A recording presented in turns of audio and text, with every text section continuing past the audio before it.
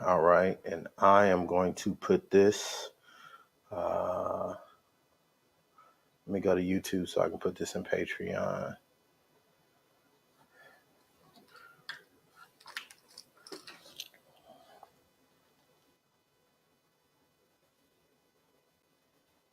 Then YouTube.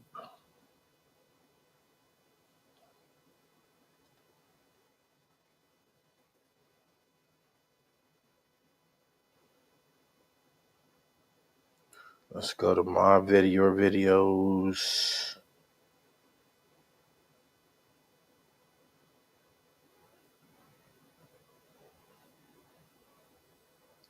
Let's go to live. Should be showing the live stream in here.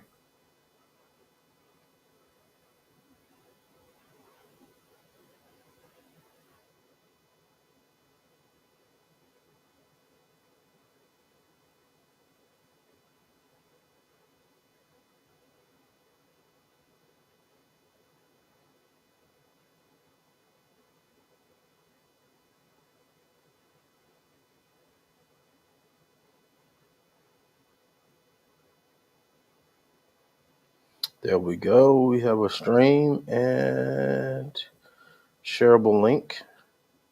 All right, so let's go here. Let's go back to Patreon, create live stream.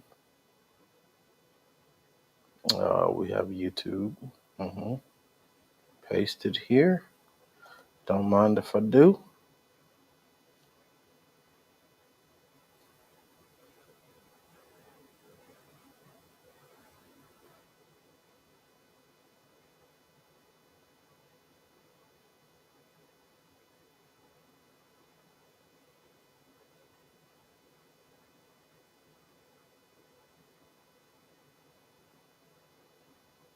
All right, there we go.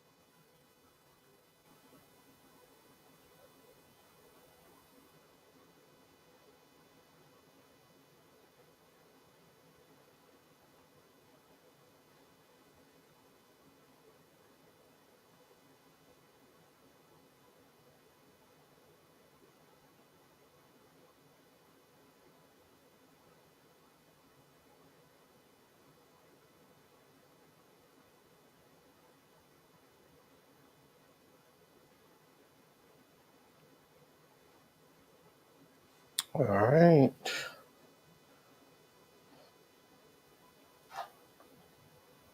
Just want to see this. See if this is live, what we got going.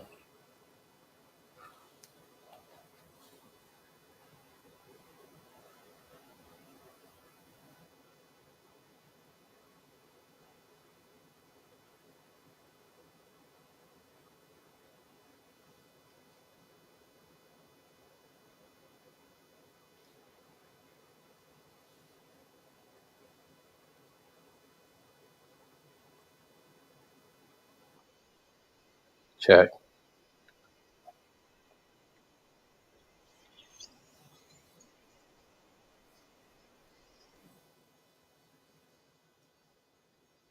Oh, I can turn that down a bit.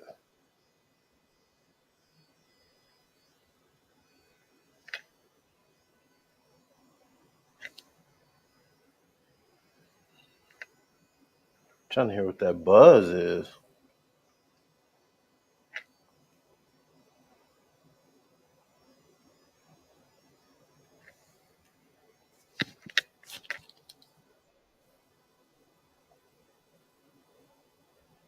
Oh, that was gain noise. Take that down a little bit more.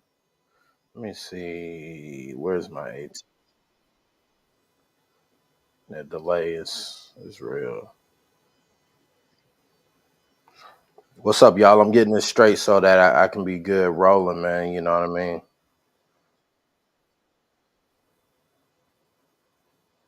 Like I'm directly plugged into the joint, bro. What?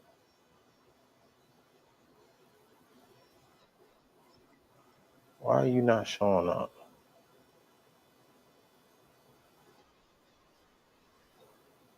There we go.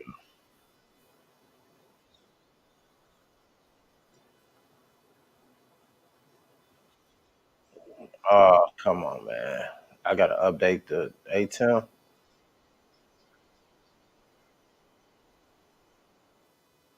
All right, that's a lot better. Let me go down a couple clicks, and then we.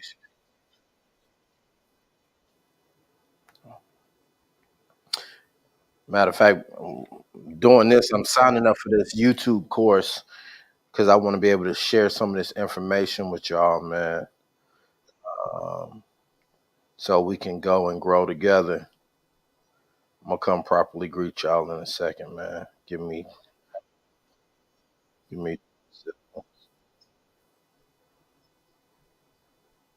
Yeah, because that joint's still hot.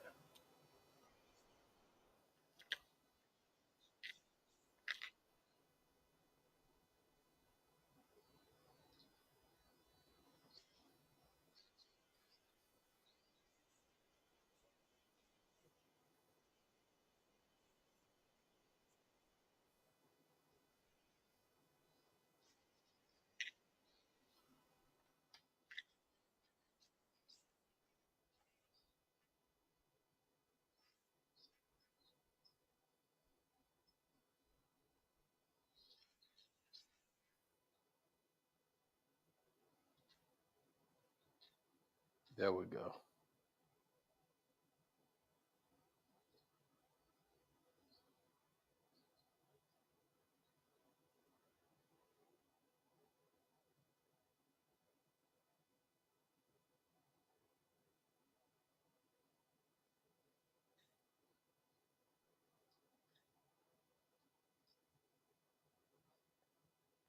All right.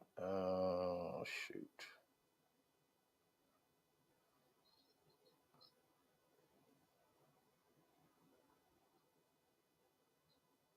Do do do do do do do do do.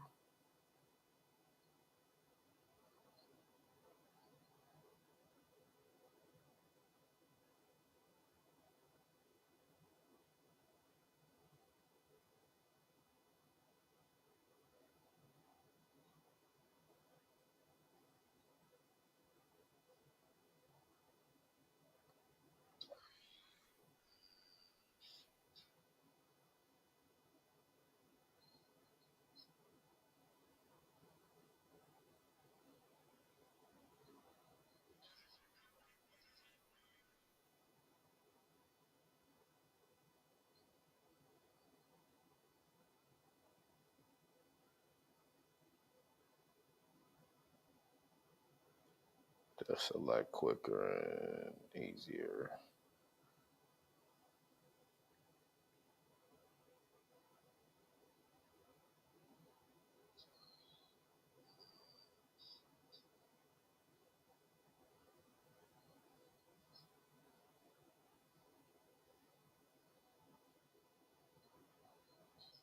Mm-mm.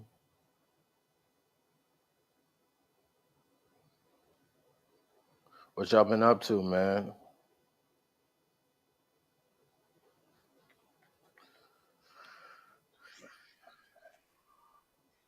Let me go over here so I can talk to y'all. Y'all can see me at least. What y'all been up to, man? Trying to get more stuff going on this Patreon, man. Y'all got to tell me what y'all want to see and learn from me. Or if you just here to support your boy, you can say that too.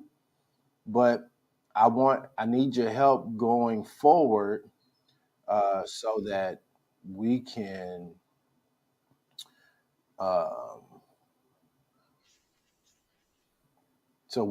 build this community for more people as we go ahead, man. You know what I mean? So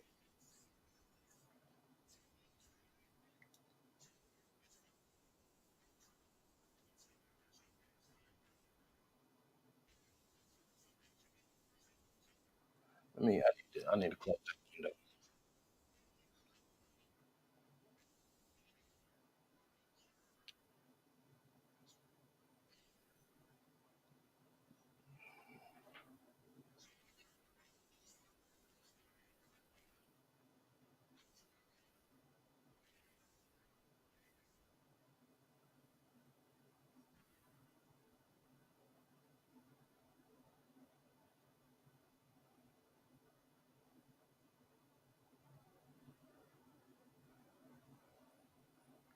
I'm almost done with this. I'm signing up for this YouTube course, man. Like I said, I really want to be able to get y'all to. I want us to all learn it, man.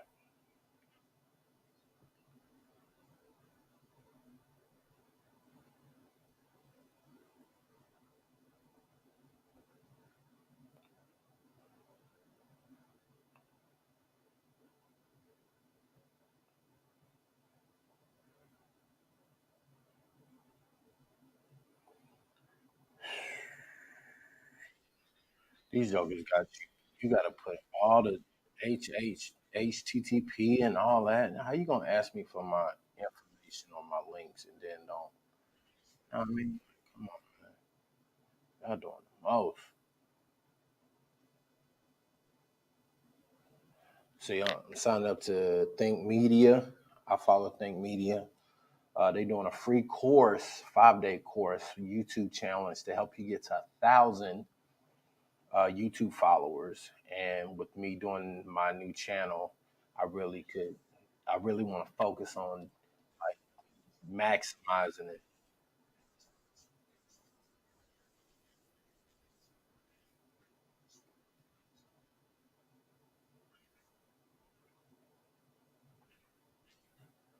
Add this to my home screen, yeah, so I can get to it.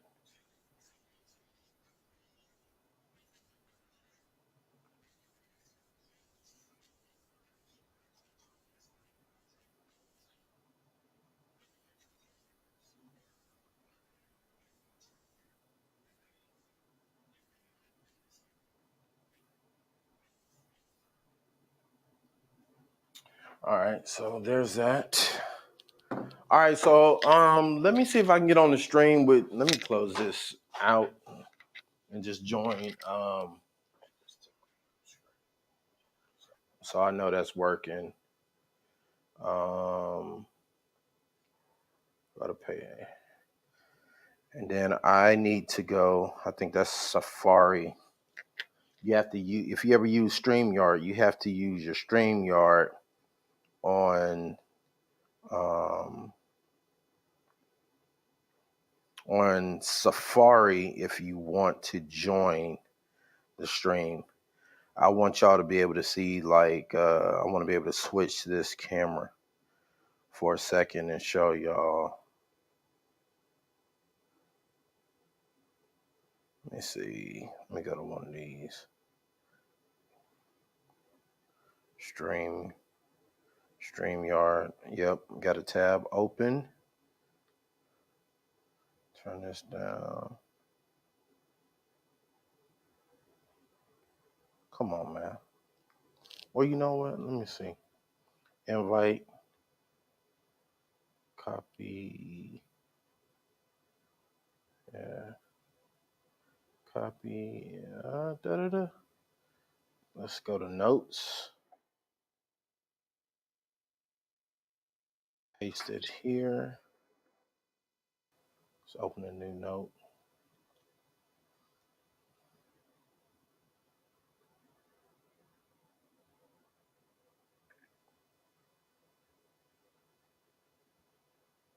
And then today, StreamYard. We're going to open that. So what I'm doing is right now, guys, is joining StreamYard on my phone so I can show y'all. I'm going to mute myself, but I'm going to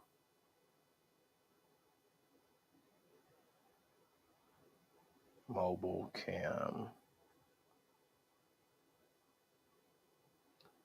I want the back camera. That's right. And we're going to go that route. Perfect. Get out of that. Enter studio. I'll just turn this down. Y'all gonna do it anyway.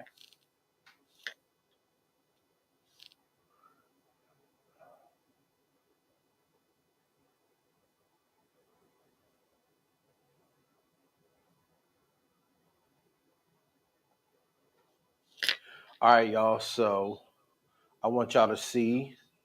I am using the Blackmagic. Blackmagic recently updated their cameras to where you can shoot vertical now in real time. If you can see here, all of the information is in portrait mode.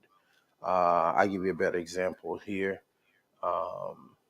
You see how everything reads as if the camera is supposed to shoot vertical. All right, hold on, let me see. Let's go solo here so y'all can see. So with this shoot, they have it where the person in vertical will sit on a stool. We just got a nice little something, ambience, little tree action. I'll show you what it looks like. Let me turn off focus peaking. Yeah. So if you look here, that's what the shot looks like. We have a wide shot. And then once they get here, I'll frame this up to be a tight shot. I'm gonna have to move that stool probably back. I'll get it once talent is here, fix how I need it. But yeah, we're shooting Blackmagics. I love that Blackmagic helped us out, even though I hate shooting vertical. But as you can see, uh, it helps us do what we got to do. I am shooting with the Lumix 25 millimeter here on that because this is a 4K, it's micro four thirds. And then on the 6K here, I have my trusty 18 to 35 Sigma. And yeah, so for key light, I am using this GVM with this soft box. As you can see, nice little, and we'll get lighting situated right here on our talent once they arrive. Mics, I am using the Rode. This is the NTG3, I want to say maybe, on a boom that goes directly into main cam A. I have a little fill light here with a little GVM. Uh, what is this? I like these little GVMs, whatever model this is. I got these on a special. But you can see, and then I have another one of these GVMs in the back that's pushing. You see it coming through, just giving me a little spill light, little hair light to separate them from the background. And yeah, this is set. Easy little shoot that we got going here. I have to also ask questions, so I'll probably be positioned here once I get everything set, and they will be talking to me. They won't look directly at camera. They'll be looking off camera. Okay, so that's that. Sometimes I take this music stand if I just want to monitor the questions, and I'll sit it here and tell them to look at it, and then we kind of go from there. Um, and like I said, I'm using the Sony FX3 for BTS with a 24 millimeter, and the Rode Wireless is what you're hearing right now. And then that is the live stream right there. But yeah, that's that. Let me switch back. And I am using ATEM Mini for the stream. Exit that and remove this from the stream right now. Okay. But, you know, we are here and we are doing it. So, one of the things that I have mastered with podcasting is, oh, how can I still hear that? Oh, let me leave. So I just left. I don't want that audio coming out. So one of the things that I've mastered that a lot of times videographers will not take time to develop are your question and interview skills, right? So doing this makes a big difference in certain jobs that you get. So the client, I originally shot with the client that I am shooting with now earlier this year in like February. And then they wanted to have some more interviews done because the campaign is doing very well and the client is very happy. So they asked me, could I run? Did I feel comfortable enough running these on my own? Because during the first sessions, I asked if it was okay if I also added some additional questions. Because as a filmmaker, I always like to extract as much information as I can from my subjects. And I say that from a documentary standpoint. I tend to do more things that are documenting than, although I can work on a film set. Like if I had to just be a camera operator and they just gave us shots that we would be getting, I can operate a camera fine. And even editing or even doing audio. I come from an audio background, but I love documentary work. I love capturing stories and telling stories in real time. So, with that being said, they sent over a list of things that I will be asking each person coming in today. And you got to be able to connect with people. You got to be able to get in and be okay with um, doing what you need to do to make these people feel comfortable and safe talking to you, right? So a lot of times, what I do when people arrive is give them some type of conversation. How are you doing today? Love the energy. How was the ride over? I'm doing things of that nature. I'm quickly expediting that I care about them, right? You don't have to get into a bunch of sappy stuff, but being able to say that you are mindful of what they have to do and what they are doing in their life and their day to day makes them feel like, hey, this is somebody I can be open with on camera and on set. That's what we want. We always want the authentic side. We don't want things that we document to feel uh, fabricated, fake, so to speak, or just dry. Some people just will answer the question, don't have any emotion, don't have any ties to what exactly is being sought out.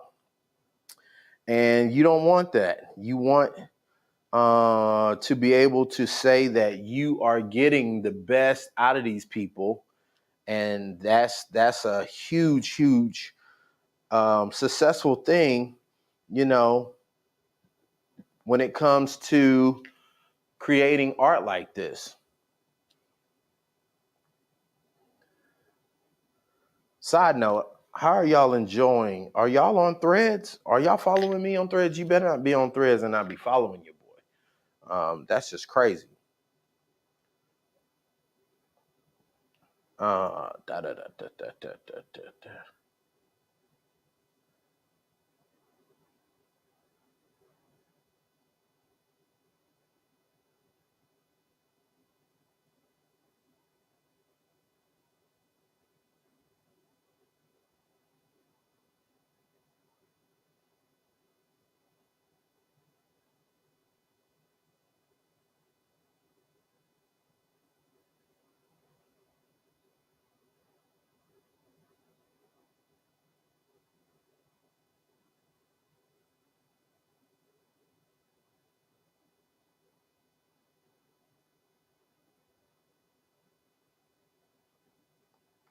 That's dope. My boy Just Nick Rich on IG just announced that he just the project he was working on with Kevin Hart was just released. Shout out to him. Love seeing people I fool with, man, go in and get good, man. So that's what's up. I love seeing everybody win, dog. Everybody, so a lot of people out here getting it. My boy Justin is also out here doing big things, man. My boy Johnny, a lot of people are making good moves, man. And we here for it, man. We here for it.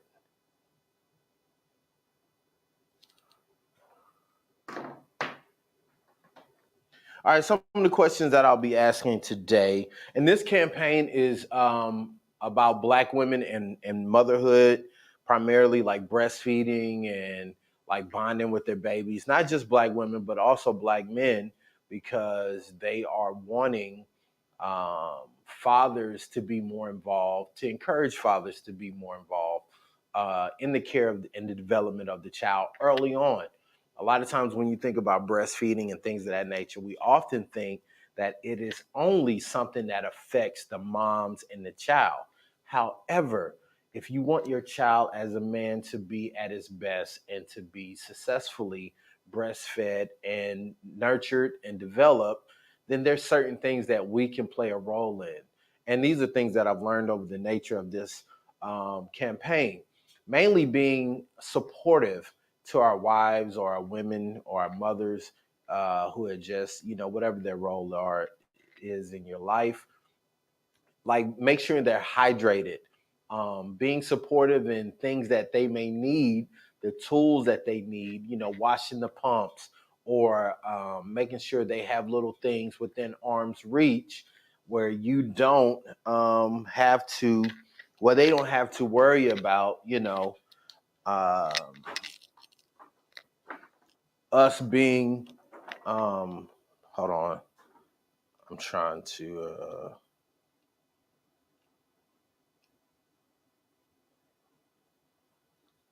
let's see here. Continue. Yeah.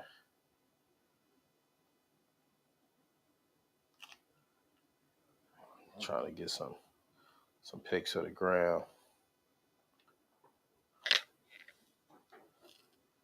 Da, da, da. And I got to take photos of these people when they come in. That's why I'm looking at some of this too.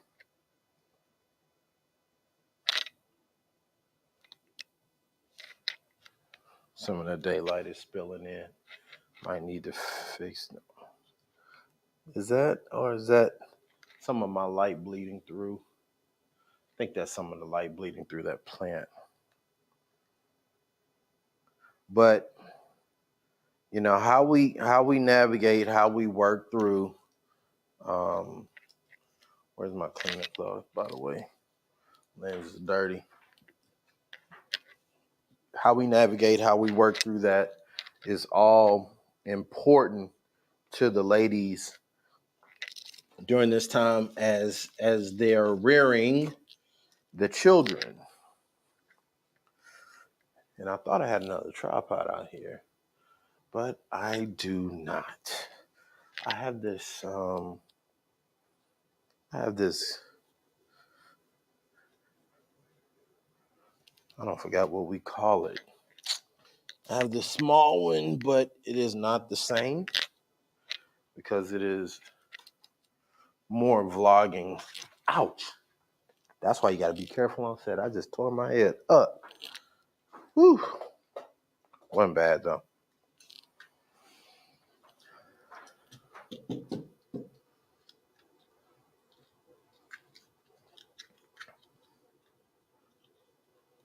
Somebody's been using my stuff out here and cracked my holder. This is why I don't like people in my studio area.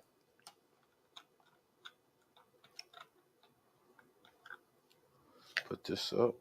Let's see. I need to add another little Godox right here.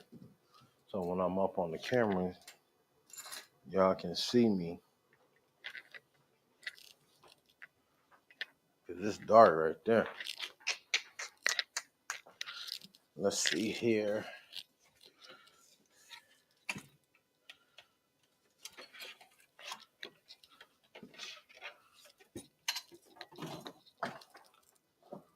I think I have another outlet right here. Yeah, I do. Good. Try to make this where it's not so dark right here. Know what I mean, son? Do. So I know some of y'all saying, "Low, I can't believe you talking about breastfeeding, dog. What they got to do with video?" It's just always about learning, man, and adjusting and adapting. Sometimes we got to do better. It's just being students of life, man. Sometimes we just be too quick to just only focus on certain things. Should be able to focus on things that matter, things that develop you. Knowing something, knowledge is power. Knowing things is just not a one-sided ordeal.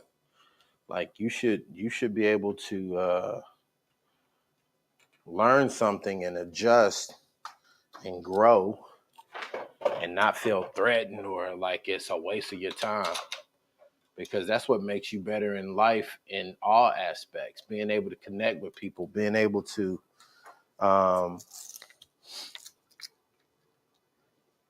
understand other perspectives. Everybody always just nowadays, it seems like everybody just wants to focus on their one perspective. If it don't got nothing to do with me, I don't care. What's wrong with y'all, man? Like, it's a very selfish way to be. We can't go through life like that, man. Let's see. Trying to reflect this off the wall. That's a little better. Yeah, I'll bring it up a little bit. Reflect it. I'm reflecting it all. Let me see. Let me look in this mirror. There we go. Yeah, that's a lot better. That's all we needed. A little feel light. A little feel light. That's all. But yeah, man. So, but we here on set.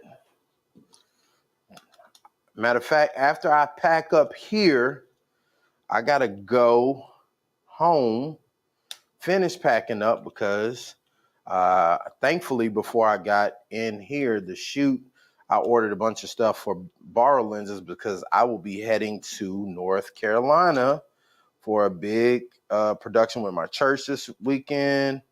And this weekend, because of the nature of the building we're in, we're going to be in a large building covering a large amount of space and time. I ended up going with, we got Sony, we got the F6. Yeah, we got a couple F6s, and I think we got an F7. I could tell y'all, I'm got a lot on my brain right now. But yeah, we have a lot of things going on with that. So I'm pretty excited. And I'm making my list because I need to bring my Hollylands. I got a number of things I need to bring concerning the production, headsets, some other things that we got going that I'll need to add. So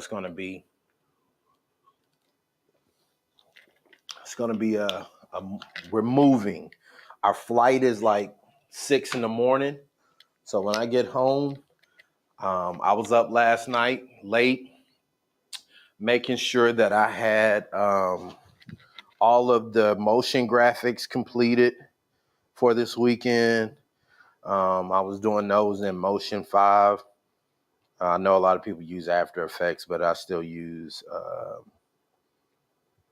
Motion 5. I bought it. So it's like one of them things where, you just gotta get your money's worth. So yeah, I usually try to get pictures. I don't know if I'm gonna try to get pictures today because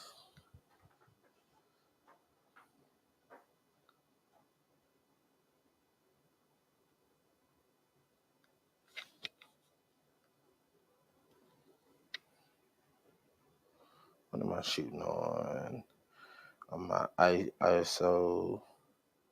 And my people should be here soon. 5:30 is what time they're supposed to be here.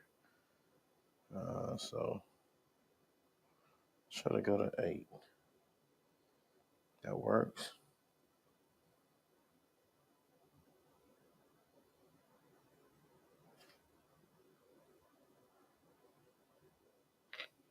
All right.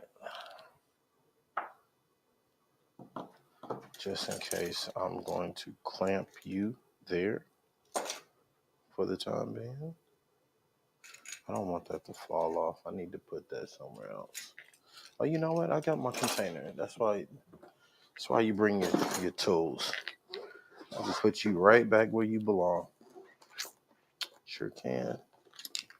Sure can. If you don't have this camera screw kit, can y'all see that? From Small Rigs. It's full of a bunch of screws and different things you need on set. Y'all need to make sure y'all keep one of those in your bag. It's not even expensive either. Go get one of those. It has like little weights and little things you can screw in. These little doohickeys that go into like your clamps and stuff, or your oh my gosh, what are these called? Your um, tripod shoe mounts. It's got the adapters from like an eighth, quarter to like an eighth type deal, random stuff. If you lose like the little screw in for whatever your mounts or things like that, it's great. All the little joints. So you can go from on a light stand, you can go from standard to quarter, all that good stuff. Even comes with the little pin. It's a lot of stuff, man. Small rig. It's a cool little thing to have in your bag. What's some other stuff I always carry in my joint? Small screwdrivers, flathead primarily, and keep those. This is definitely something you can go to Home Depot or Lowe's and get a hex key, because that is important. I try to keep like some magic arm stuff just in case. XLR. Like this is like my miscellaneous bag. Mounts, charging blocks, um, joint clamps type deals where you know what I'm saying? Just little stuff that you may need or you don't know you may need, and then you find out you need. I always keep a bunch of these. I'm in live stream production, so I keep a lot of converters. I got tons of them in there. Um, these little babies, because you never know when you got to clamp something nearby, or hook something to something else. And yeah, man.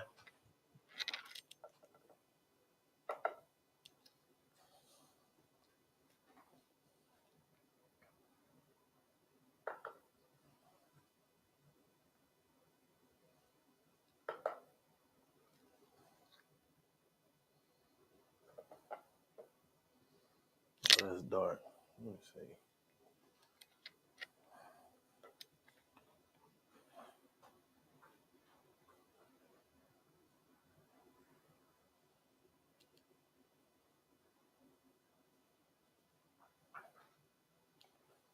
Mm-mm-mm-mm. Thank you for being a friend. Do-do-do-do.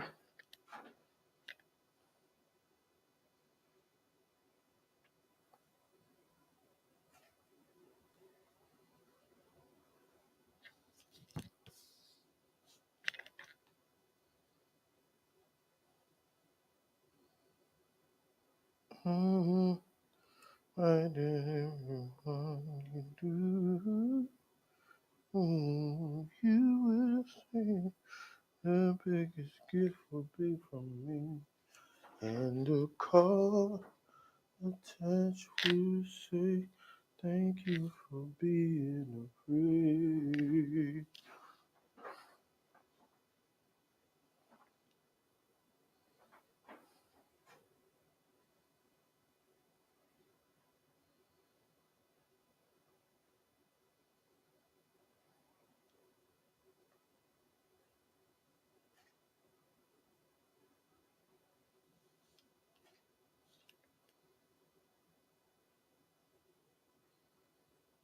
It's still all crooked.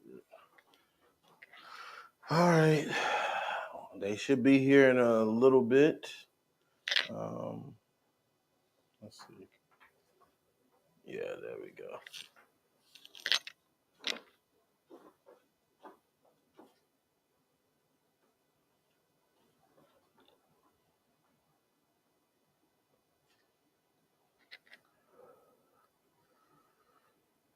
Got another item delivered up there. Perfect.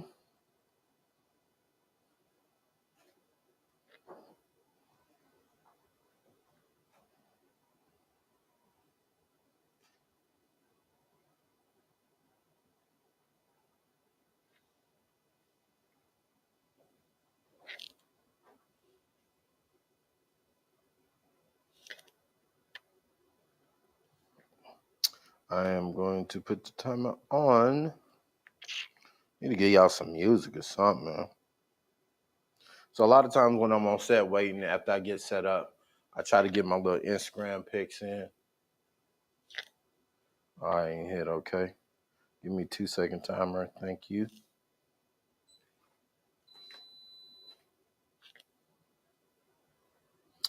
But my shutter, I think, is a little bright on that.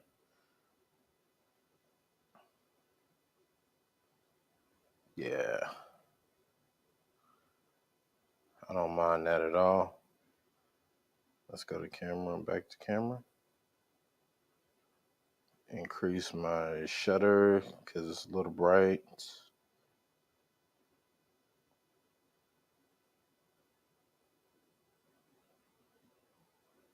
Oh, now you can do the. Oh, they fixed it where you can fix the f-stop now. Oh, that's dope.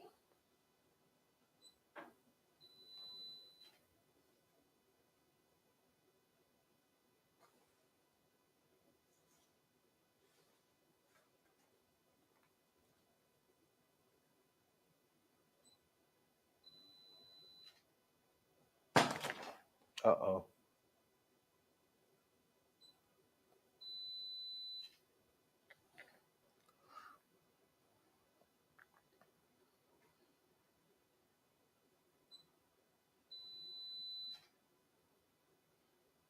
Let's see.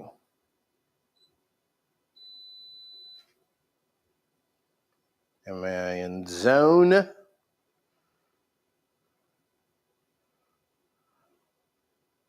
And just like that, man, I got a couple pictures for the gram. Perfect. I like to spend time going through these questions, so we can see. Ah, got to download them first, low.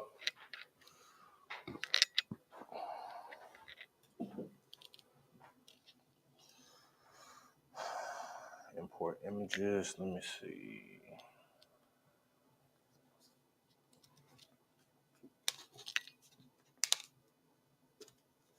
Plug my phone up.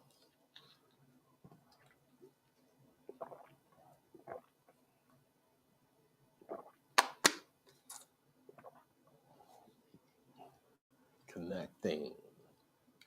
Thank you kindly, Fuji. All right.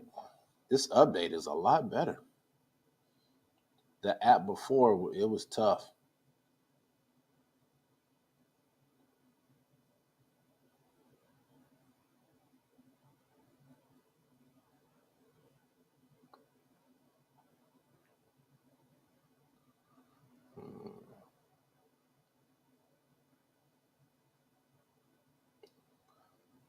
I'm losing. Y'all know I've been losing weight, man, but I still got to get some more. I just want some more off me, man. Like, seriously, I'm not down enough. And I got to get this chest back right. I used to, in my chest, I used to be cut. Y'all just don't understand. Your boy used to be cut. When I say cut, I mean cut up. Let's import them. Always pick up your trash, man. Keep your workspace clean as possible. So when it's time to go, you can just go. All right, let me run through these questions again. Kezi and her husband should be here first, and they have a baby. So if she can sit with the baby, we're going to try to do that. Fill in the blank. Breastfeeding is. Also repeat after me. Repeat the question with you before your answer. Why did you use that word to describe breastfeeding? How has your own breastfeeding journey or that of your partner been unique? I want to ask, what does Black motherhood mean to you? And what are the joys of Black motherhood? If if you could, please name some things that you have learned or advice that you have on your breastfeeding journey that you would like to pass on to other new mothers. See how I'm owning those questions and I'm making it sound like a conversation versus just reading these things. This is why I like to take time to ingest what I'm going to be discussing. Um, how have the resources that you've accessed through Shay aided you on your breastfeeding journey? And then I have a couple of questions for her to do solo without the baby. And then I'm going to ask her spouse some questions. And then I have another community leader later that'll be coming in. And then that'll be my wrap today. And then I'll be done with this project. And then it'll be time for payday. It's the best part of any gig. Getting paid, boy. All right, let's take this off. I got this. Got what I needed. Just needed a couple snaps. Love my little Fuji XT3. I still want that other joint though. I still want an X100V or E Pro 3. One of the two. I just want it all in body where the fixed lens. This lens still is a little DSLR-ish. It's kind of protruding. I want the small footprint joint where it's like right here. Like that's the lens right there. Just that. None of this is there. It's just right here. It's like small. This is still a little big to me. It's small in the DSLR. I mean, it's mirrorless, it's still in that phase, but I still like it a little bit less. I was supposed to be podding when I got out here, but I didn't have time. I'm not in a pod mood right now. So I did bring a power bank. Where is mine? Did I bring a charger cable?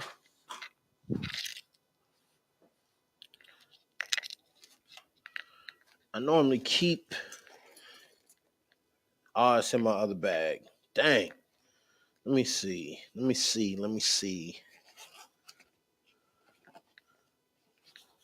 No, I got a cable in my office across the hall.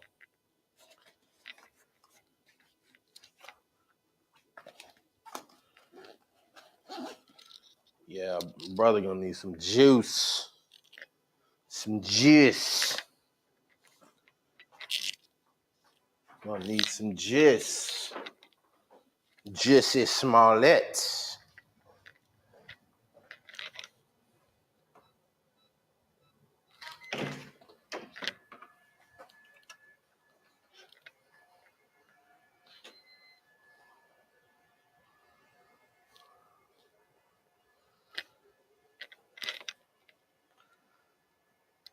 All right. I need this cable, please.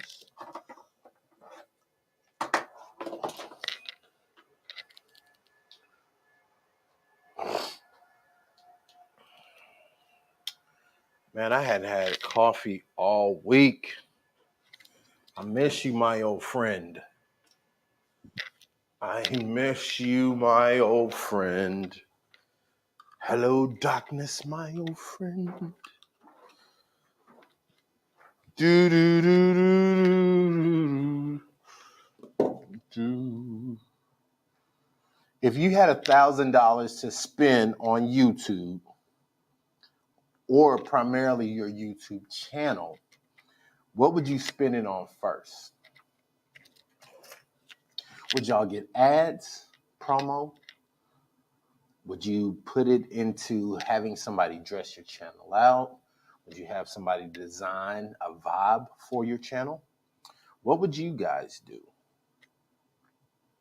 I'm curious.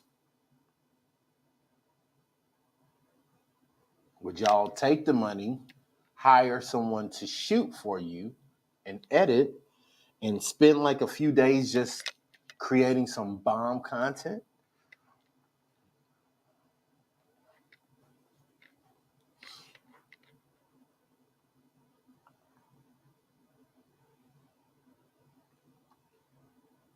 Would you just go straight gear and do it yourself?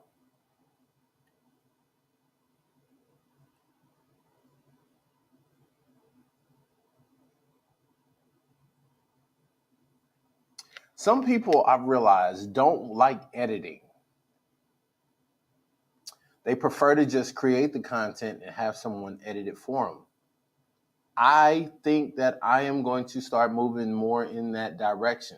I think that I'm going to start really promoting the fact that I could be your editor. You can just shoot it. But I got to figure out what that price point looks like time wise.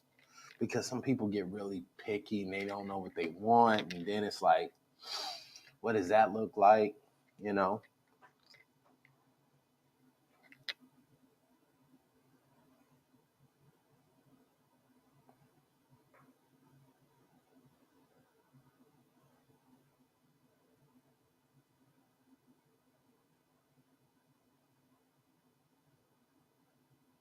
Hmm. What is something you guys wish you knew about YouTube? Hmm.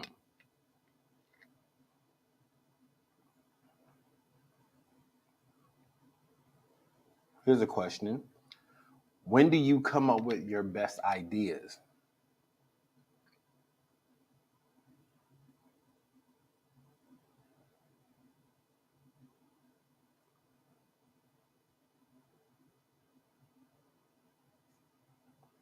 These are just things that I'm curious to hear what you guys would say.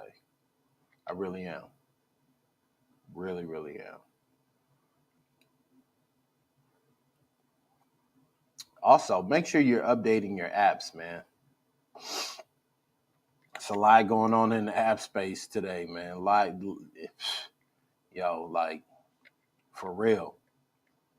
It's a lot going on in the app space.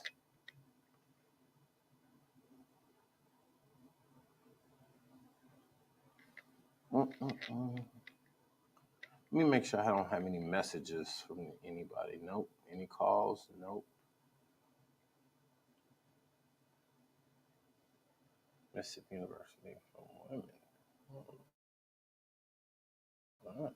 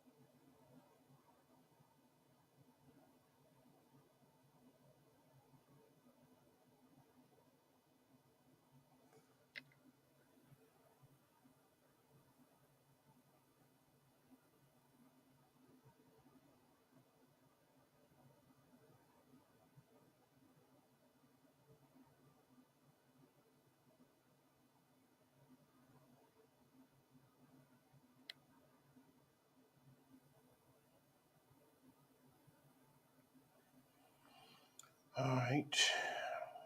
Let's see.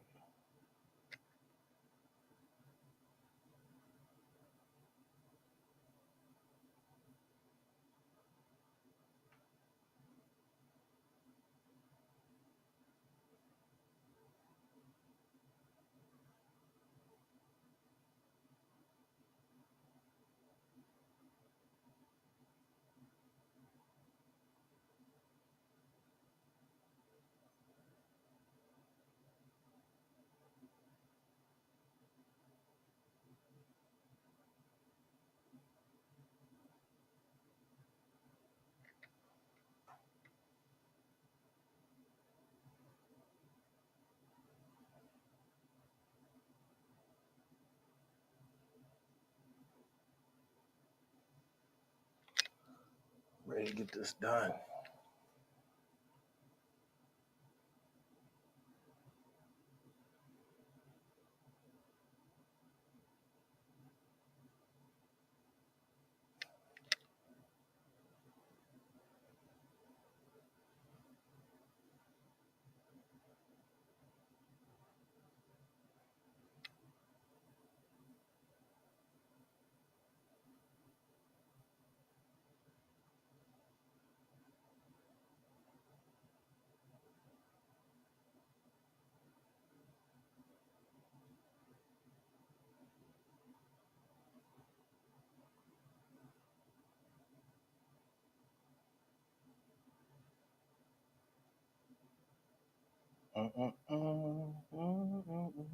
Are y'all on LinkedIn?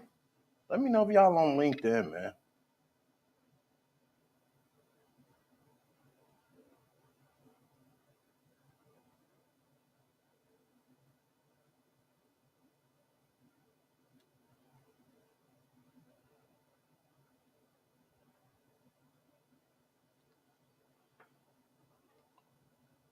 Need to go get my eyes checked again.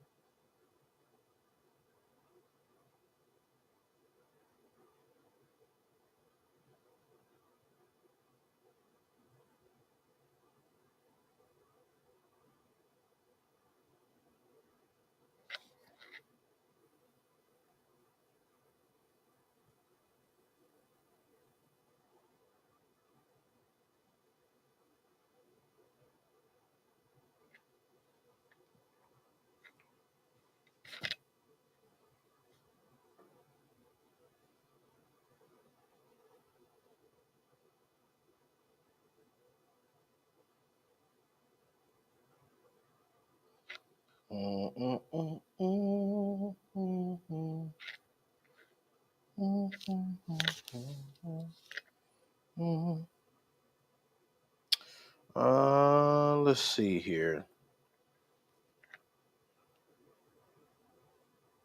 Still got about 10 minutes, man.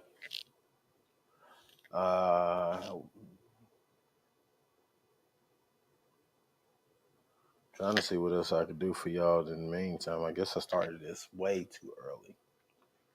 Matter of fact, I'm gonna stop this for right now. Come back.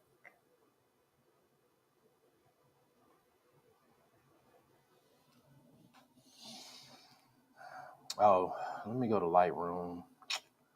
I guess I could edit these pictures real quick.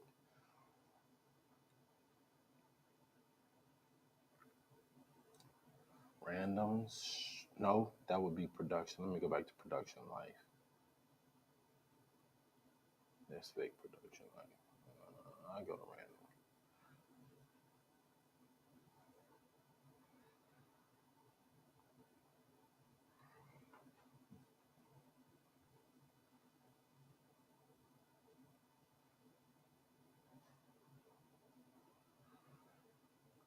Are y'all watching The Bear? I love The Bear, man. The Bear is great.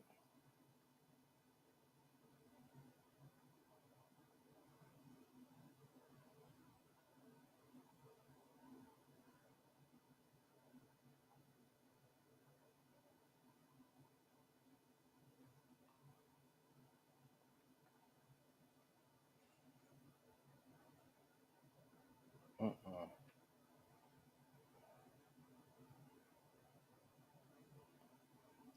I think The Bear is probably one of the best shows out right now. Like seriously, show is show is different, man.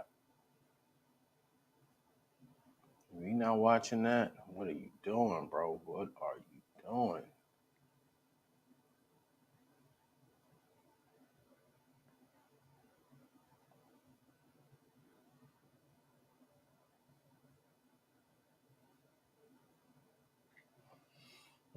Mm-mm-mm.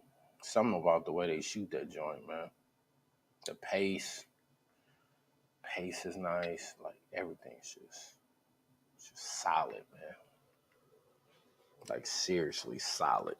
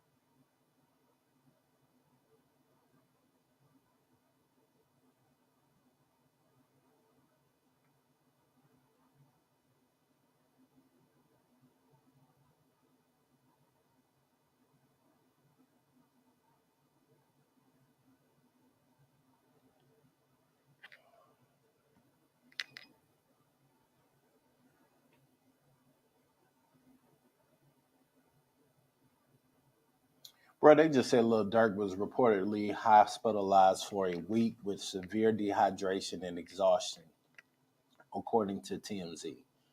Why are people still being, especially when you got money, why you not drinking no water? What's wrong with people? Like, bruh, you too wealthy, bro, not to be. Come on, man.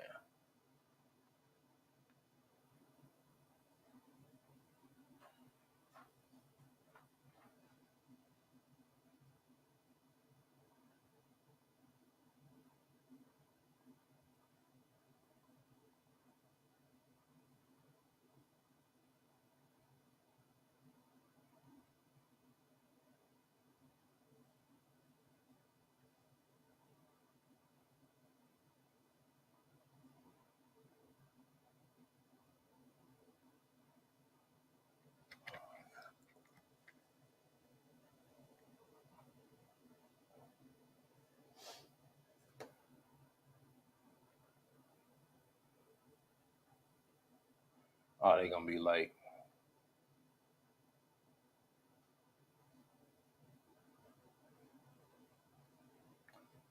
But you gotta keep the energy. You gotta keep the energy up.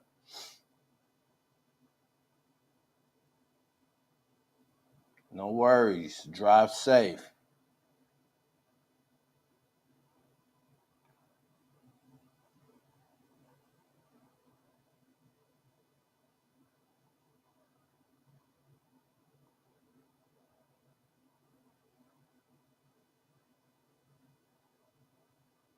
We all done been there. Got dates, so she's not bringing the kids, which means that she won't be holding a baby.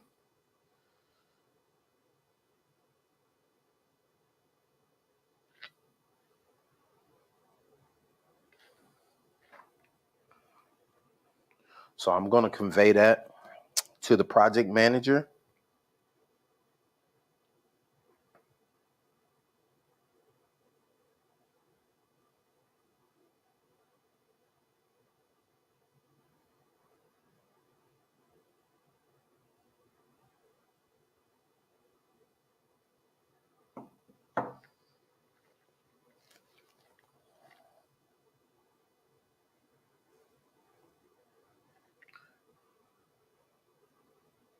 That's like 20 questions.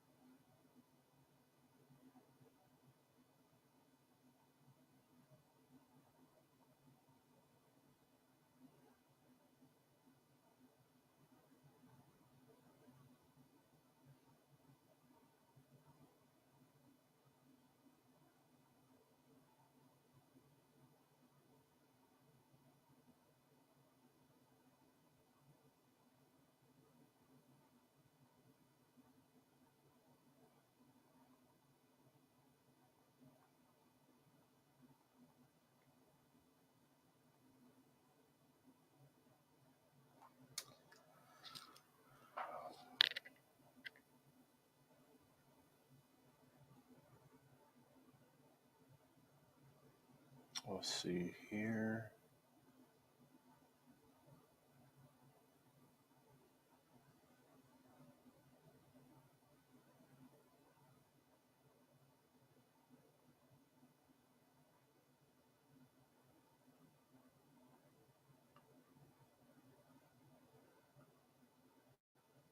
Cassie Jones is who's coming.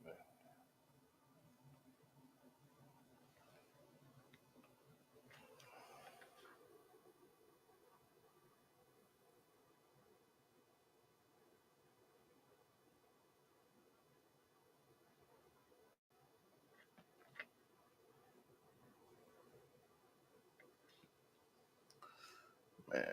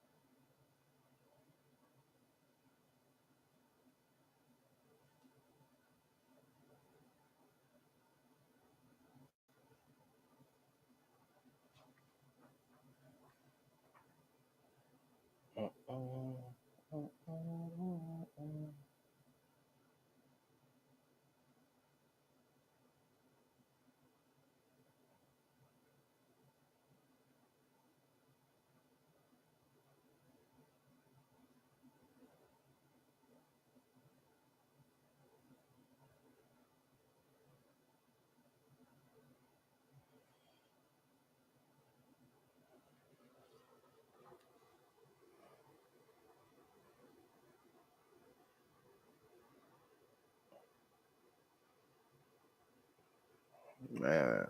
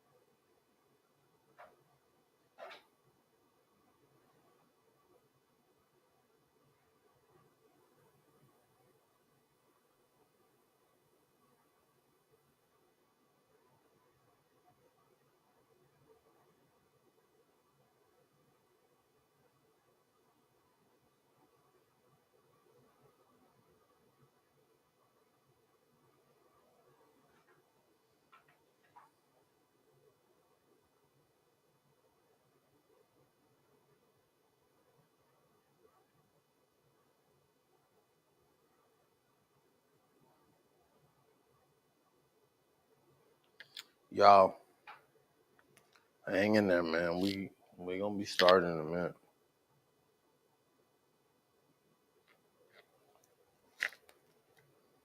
I need to go to the gym before I get out of town.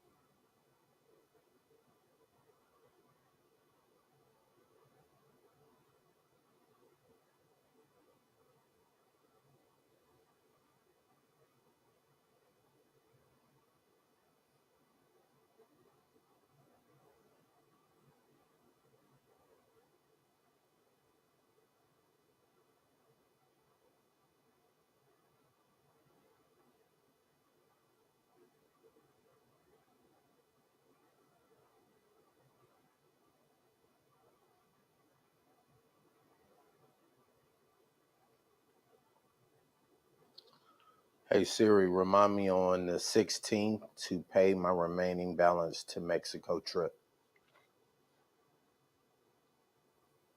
Boom.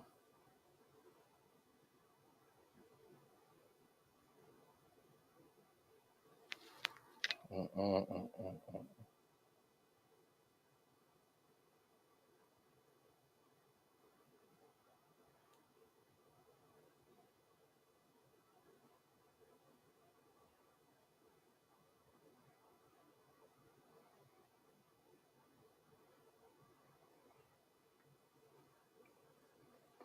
Y'all been flying lately? What y'all been doing, man?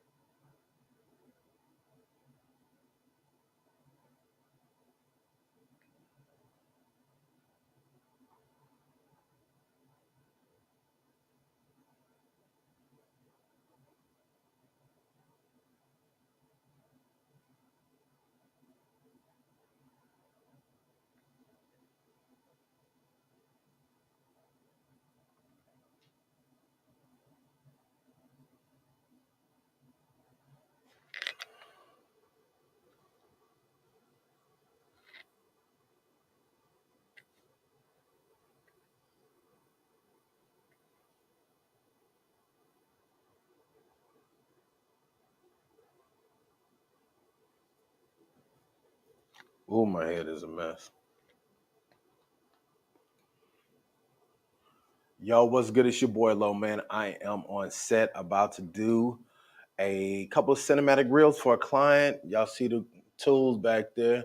Blah, blah, blah. Even got a live stream for my Patreon. They getting to see behind the scenes. But nevertheless, man, I just want to pop in and tell y'all that we working.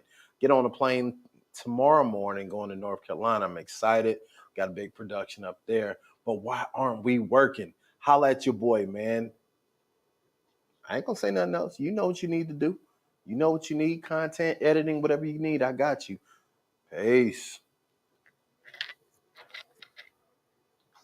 About to do a couple of cinematic reels for a client. Y'all see the tools back there. Blah, blah, blah. Even got a live stream for my Patreon. They get to see behind the scenes. But nevertheless, man, I just want to pop in and tell y'all that we working. Get on a plane tomorrow morning going to North Carolina. I'm excited. Got a big production up there. But why aren't we working? Holla at your boy, man. I ain't gonna say nothing else. You know what you need to do. You know what you need, content, editing, whatever you need, I got you. Peace. Yo, what's good? It's your boy Low Man. I am on set about to do a couple of cinematic reels for a client. Y'all see the tools back there. Blah, blah, blah. Even got a live stream for my Patreon. They getting to see behind the scenes. But nevertheless, man, I just want to pop in and tell y'all that we working. Get on a plane tomorrow morning going to North Carolina. I'm excited. Got a big production up there. But why aren't we working? Holla at your boy, man. I ain't gonna say nothing else. You know what you need to do. You know what you need, content, editing, whatever you need, I got you. Peace. Yo, what's good? It's your boy Low Man. I am on set about to do a couple of cinematic reels for a client. Y'all see the tools back there. Blah, blah, blah. Even got a live stream for my Patreon. They getting to see behind the scenes. But nevertheless, man, I just want to pop in and tell y'all that we working. Get on a plane tomorrow morning going to North Carolina. I'm excited. Got a big production up there. But why? Hello? Good. Are you here? All right, I'm coming. You see my truck? Yes. Yeah, come. I'm coming to you. All right. All right. All right, y'all. Let's go time.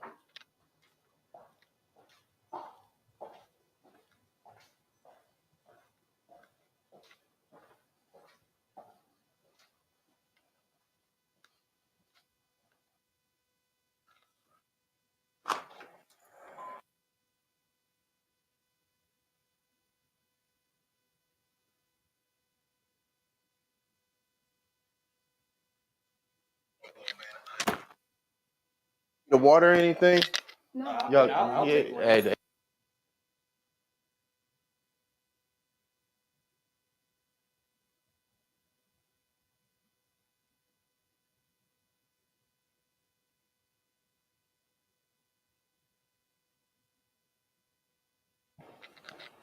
did Aisha send y'all any of the questions? She did. All what right. about you? Yeah. Okay. A couple of cinematic reels. All right. So we'll get started shortly. Okay. I think you're going first. Okay. And I'll get you seated here. Okay. Probably may come up a little bit. And what we're gonna be doing, you're gonna be like looking towards this chair. Gotcha. Husband, you want to help? You can just hang out right there. Give me some good eye candy. All right, about to say, look now, I'm all about black love, so keep it, just remember you going out on the net.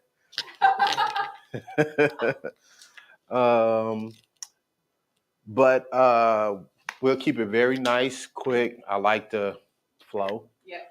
I don't like to jam people up, so we'll run through your questions. Okay. I'm sure you know how this goes. When I ask the question, start the answer with the question, and then you could just keep that look towards him. Okay. And then once we go through your list, and which I mean that was a long list.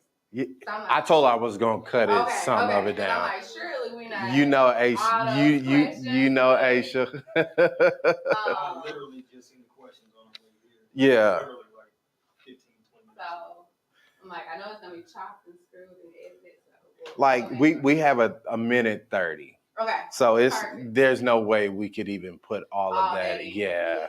Okay. So just we'll kind of, and a lot of times what has happened, people answer other questions within their response of certain things. Yeah. Yeah. That's why I said, but I don't doubt anybody for, being prepared. That's cool. All right. This looks good. And let me check my audio on you and your mic placement. And that'll be the last thing, and we'll get rolling. Are y'all from the area? Mm-hmm. We Okay. live in Gulfport. Okay. Keep talking for me. Live in Gulfport, have 2 kids, 2 little girls, 3-year-old and a 1-year-old. Ooh. I know. Yes, that exactly that. Woo! Add a little extra to it. My wife and I were just discussing this. We have a senior, and our baby is now a freshman. Oh man.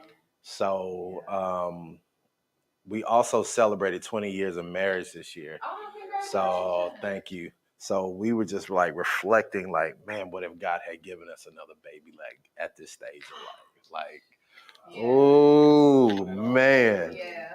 We recently started having that question of like, are we gonna try for another? Of course, Daddy want a boy. Oh yeah, I mean, I got one of each. So you got it. Hey, that's ideal, man. My daughter came first, and I was trying to, you just be some, girl dad. I was great, love my baby. And my wife was like, "You sure? Like, what if we don't get another? What if we don't get a boy?" I was like, "Nah, we praying." Right. Like my dad was like praying. He was like, we need the family name. Like I'm like, yo, just pray, man. So it worked out. So I think y'all get a boy, man. Yeah. one more time. And Yeah. that's it. Because I'm like, but at this point, you're 2 for 2. So. Hey, but you know what? They say, it it just really depends on the moms, though. Yeah, that's true. I've heard that Yeah. as well. So we're like, we'll see. I don't know. Well, I know what God has planned. But Yeah. we both were like, we think we're probably more than likely going to try for another one, but just wait until they're like a little bit older. Yeah. We're 33, so we still got Yeah. a Oh, little y'all time. Gucci. Y'all Yeah, Gucci, we got man. a little time. Y'all Gucci. Yeah. Now I'm gonna ask you a question that would make things a lot easier.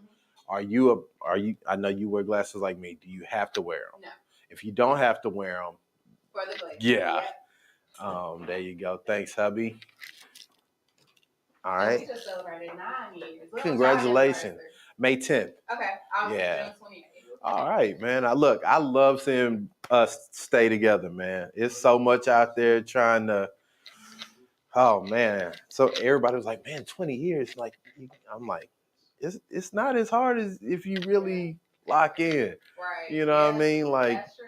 Like I tell my wife now, like, and the whole thing with me is like I feel like I'm just now becoming the best version of a husband. Like, because we were 20, like we were young. 24. Yeah. And the dumb stuff, like I was just work driven, like I'm trying to, provide, and you figure out all the stuff, and she like, well, money ain't everything. I still want you here. Like I'm young, wife, all the stuff we just thinking, that we feel like is being a good partner. But when you really start listening, that's why I said, like, when I started getting around my 30s, I started listening. My dad used to tell me, like, listen to what your wife's saying. My mom said the same thing. Like, and then you figure out, like, oh, this could really be nice. It gets better. Yeah. When you listen to each other. So that's great advice. We recently had conversations just about, like, no one talked to us about the thick of raising children. Oh. And especially like small children. Yeah. And how that impacts your the chemistry. All of the it. The babies suck everything. Yeah. Like everything. And so I'm like, dang, what happened to those conversations? But then we know you get past it because the kids get older. Yeah. Whatever, but that's why it's so important. Because like even we're in that stage now where our kids are like looking towards the world of their own journey. Had we not started like really focusing back on us, we strangers at this point. Because the kids are distracted, 24 hours ago like that. By the time you get them in bed and y'all looking at each other like, all right, I'm gonna eat something, then I'm gonna just fall asleep, like, because they're gonna be back up first thing in the morning. You do that, and then birthday, it's another birthday. Then he's like, you get in this rut of routine. Yeah. But you work it out. That's the beautiful thing. Like we figured out is like make everything something. Yeah. You know what I mean? So I'm happy to see y'all in this place, man. So good stuff. All right, we can begin. Do something for me. I want you to put your hands out and clap for me. Perfect. All right, so looking at your wonderful husband. Oh my gosh, look how she shot. Hey, I see it, man. Hey, man, it's good stuff. Now, let's start here. Fill in the blank. Breastfeeding is a commitment. Now, expound on that. Why would you use that word to define breastfeeding? I would say because you make a conscious choice to breastfeed, and it's work. As much as we like to say, like, it's beautiful, it's bonding, it is definitely all of those things. However, I like to, it's realistic and it's a commitment and it's work. But if you commit, then you get beautiful, bonded results. Love that. Now let's talk about this. What does Black motherhood mean to you, and what are some of the joys of Black motherhood? Black motherhood means to me tradition, definitely being like resilient, sharing just all of those cultural traditions and norms down to your child, whether or not that's like cooking traditions or just knowledge and wisdom that's been shared. But it's a beautiful thing to experience Black motherhood and get the automatic like blood enrichment of just being empowered and resilient. Now, I'm glad you said that because I would love to hear some of the things you have learned or some advice you have from not only your breastfeeding journey, but being a mother and period. Sure. So I have learned that breastfeeding is what you make it. It does not have to look like what we see on TV or what we may read. It is truly just whatever you want it to be, whether or not that is your baby exclusively latching to you, whether or not that is you pumping, whether or not consists of milk sharing or what we term as community breastfeeding. You can make it look however, as long as your baby is getting breast milk, essentially, it is empowering and beautiful. All right, I'm going to move forward into some of these other questions that she had for you.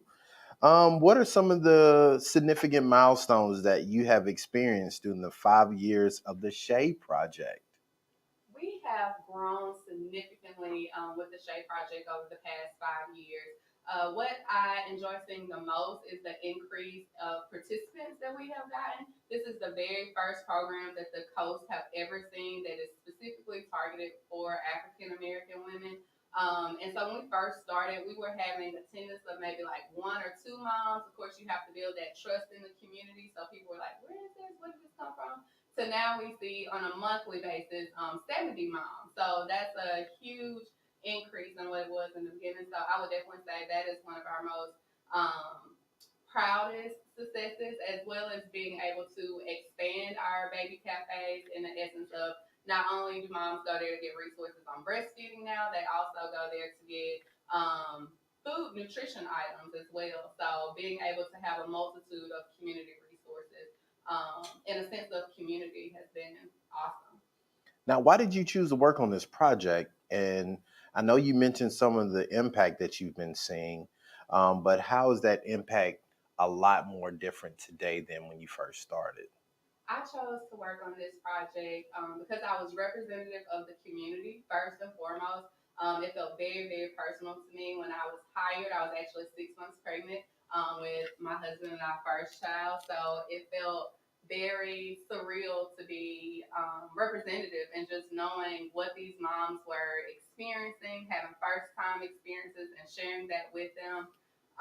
And then just seeing it grow has, like I said, it's truly been tremendous and gaining that sense of community and empowerment that only mothers possess. Now, what are some of the lasting impacts that you want this project to have on the coast and the communities here? I would definitely like for this project to continue on past funding. I want the impact to be Black mothers know that they have a place that they belong. Black mothers take back the power in breastfeeding. I know that the historical context, as it relates to breastfeeding, just tells a different narrative and different story. But traditional wise, breastfeeding was something that originally belonged to us, and we can take it back, make it what we want it to become and continue to share that tradition through generations. Now, lastly, why do you think it's important for women to tell their stories about breastfeeding and some of the highlights you think we should share? I think it's important for women to tell their story about breastfeeding because there's so many myths out there. There's also with social media, things are heightened a lot. Of course, no one wants to tell the bad side; they only want to tell the good side. And so, I think that as it pertains to breastfeeding, it's important that we share a realistic view, as well as expectations of what it entails, and also just realizing that again you can make breastfeeding look however you want it to look and encompass whatever you want it to encompass. So just again, taking that power back and having great resources at hand is wonderful. Perfect. We're gonna take a quick break and get don't you need to stand up. Mm-mm. I'm gonna get your husband. We're Okay. gonna do a two shot. So I'm gonna move Okay. you into the photo. Yeah, the shot with her. Um, we can do that really easily and quickly. That was great. You rolling. Yes. All right. So let me see. I'm gonna get another stool.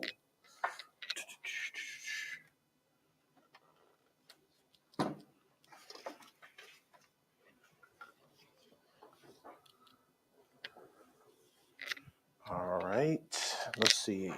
Let's try this. I may get you to slide over, Kezzy, just a little bit.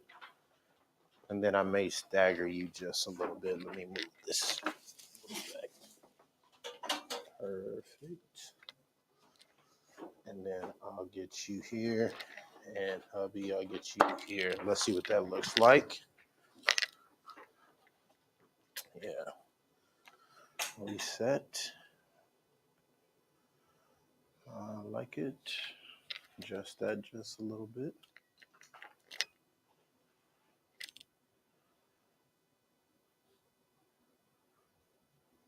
Looks good. Looks good.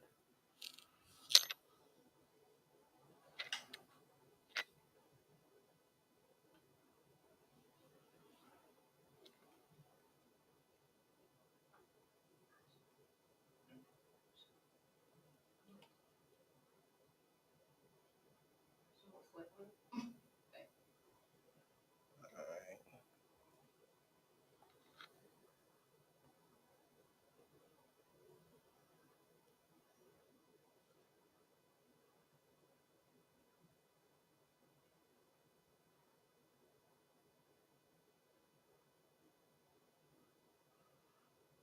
All right.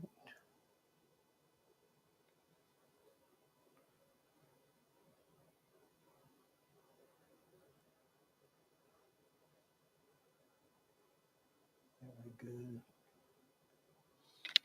And then just lighting just a little.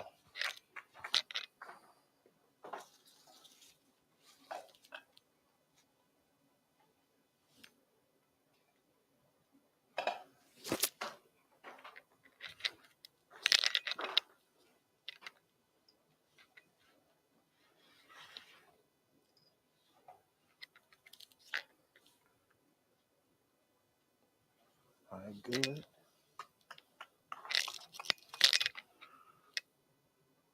Oh yeah, much better.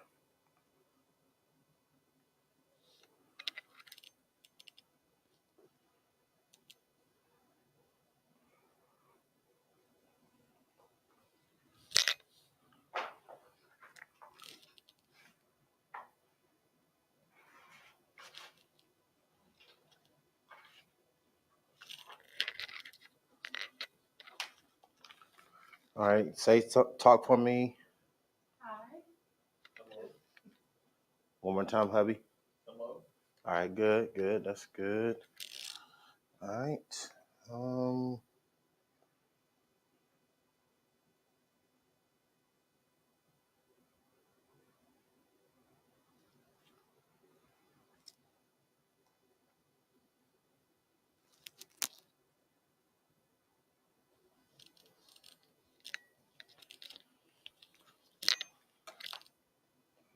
So, yeah.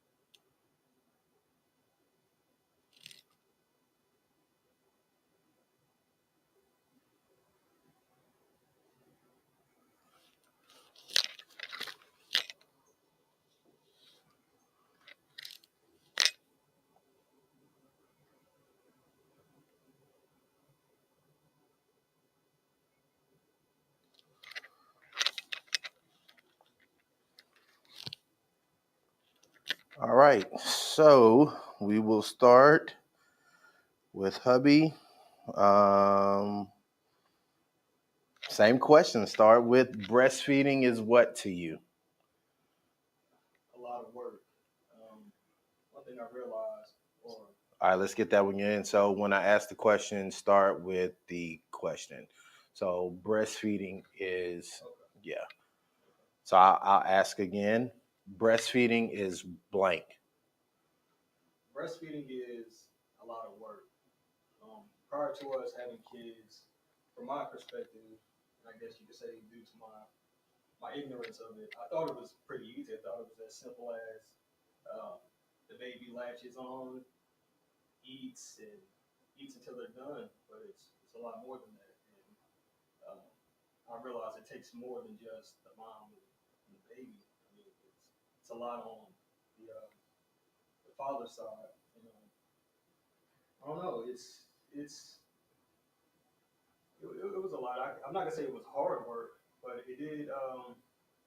It changed my perspective definitely on breastfeeding. I realized the toll that it takes on the mom and how you have to heighten your awareness as far as for the dad. So it's, it's definitely more than what I thought it was.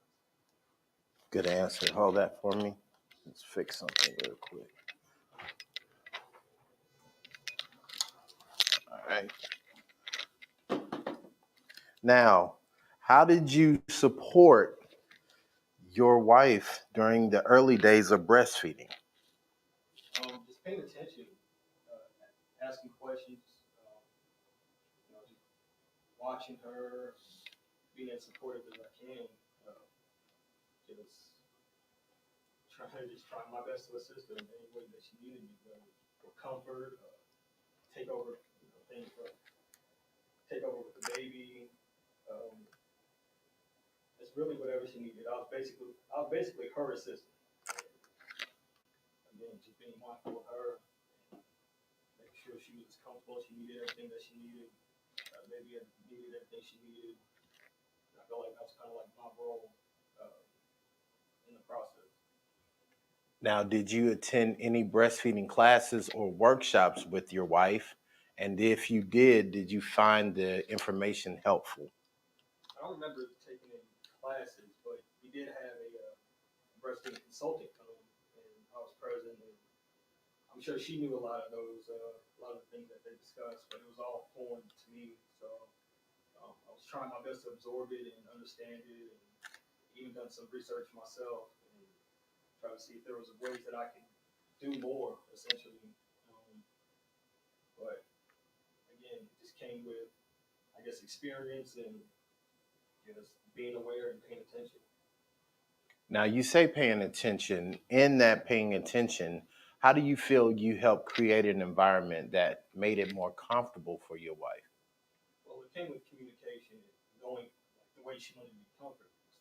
Um, for an example, I know she liked certain pillows stacked, whether it be in the bed or on the couch. That was like her main two go-to places. So I understood how she liked them stacked and not to move them for any reason and adjust them any way that she needed. Uh, Also in the room, we had a mini refrigerator, so I understood that was important to her. So that way, if I wasn't there, she didn't have to go to the walk and go to the fridge for a bottle. Everything was pretty much convenient for her. Okay. Now, what's some of the challenges that you noticed that you faced, and how did you help overcome them?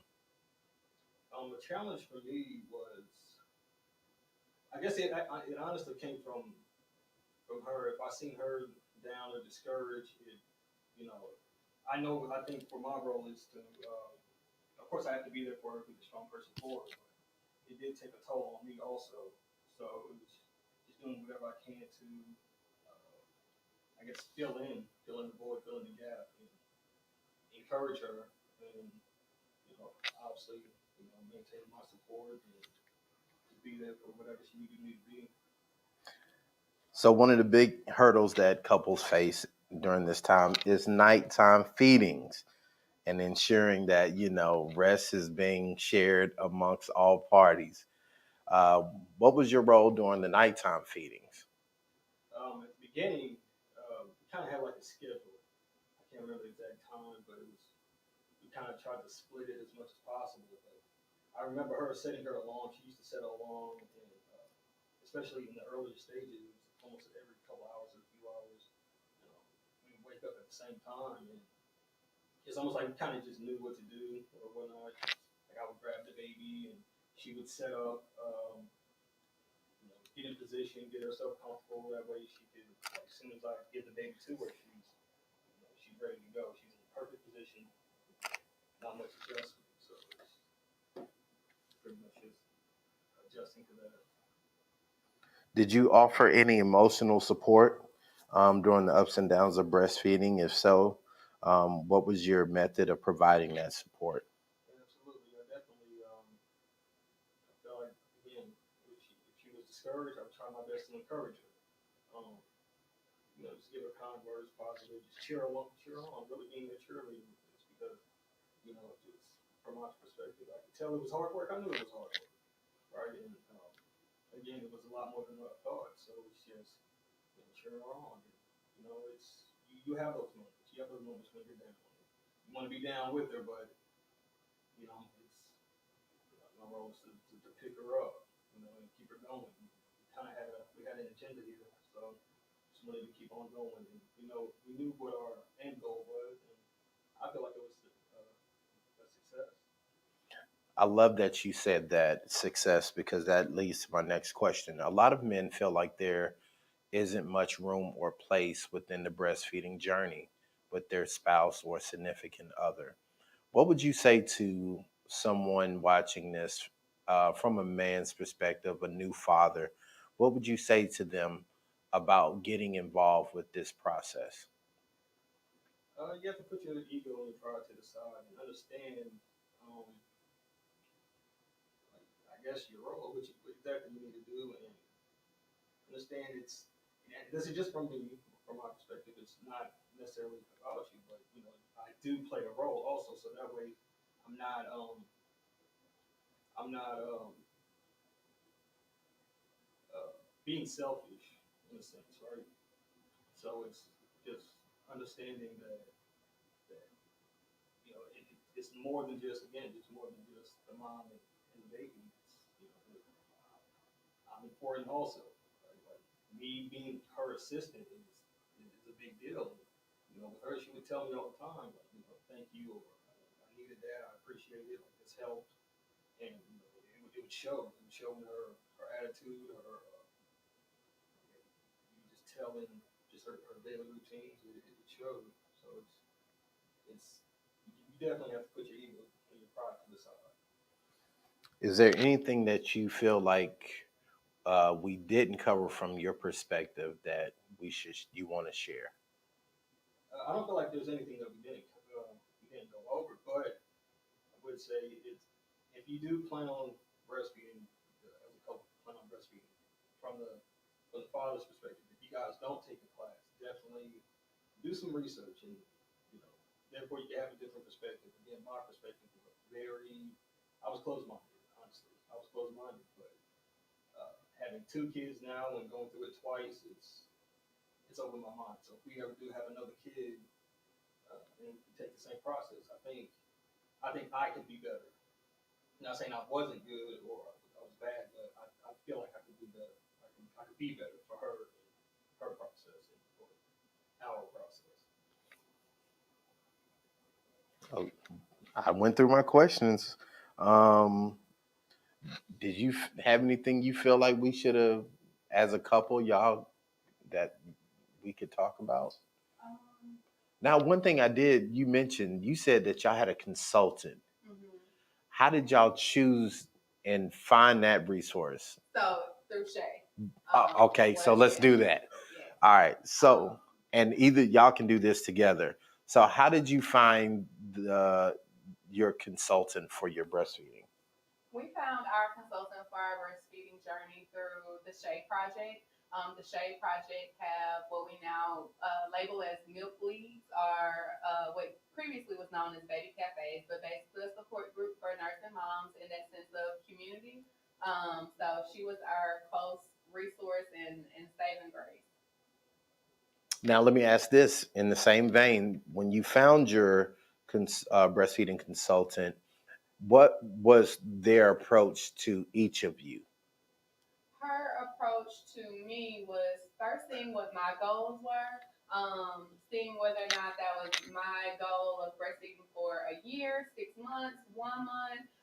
Really also getting to know me as a person, as a mom, the intentions that I had in terms of the feeding journey that I wanted to share with my child, and really adjusting to whatever my needs and goals were and tailoring her teaching or methodology to that. And it really worked. One thing that I would like to share is which is something I feel like a lot of moms just don't speak about. But I actually exclusively breastfed our daughter from myself for about 8 months, and then the remainder up to a year, I actually milk shared with other moms. So I received donor breast milk from other moms. And that was like a saving grace. But that was something that I didn't know previously that could be a part of your breastfeeding journey. That essentially, as long as your baby is getting breast milk, your baby is still being breastfed. But it also just helped to empower and encourage me to keep going to my 1 year mark. So that's something that I just would like to introduce other moms to so that they know what all options are out there as it pertains to breastfeeding. That was gold. um, Dad, do you have anything to add to that from your perspective? Well, as far as with the breastfeeding consultant, I guess it was mainly directed for her, right? But I still had to pay attention because she went over different techniques, and you know, like I figured it was two heads are better than one. So if there was something she may have forgot, or um, she just honestly just simply forgot, it's like that way I could kind of throw in, oh yeah, she did this with her hands, or I remember her mentioning this, and just going from there. Again, it was mostly for her. I was just really there for the sit-in, honestly, and just it was informal for me too. That's great. That was really that's a big. I think that's a big portion of it, being able to reinforce the information because it is a lot for one person to take on. Well, guys, I've gone through the list. If you don't have anything else, that is a wrap. Great job. I think I'm gonna try to get it staged right there. Try to get a couple of photos real quick for Aisha. Let's see. Let me get this. There you go. Hold that. Nice.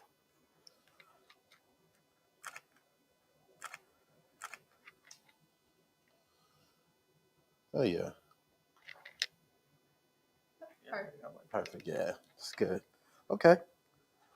Hold on. Let me see on the wide side. I might get one more. Let me get one more of those. Good.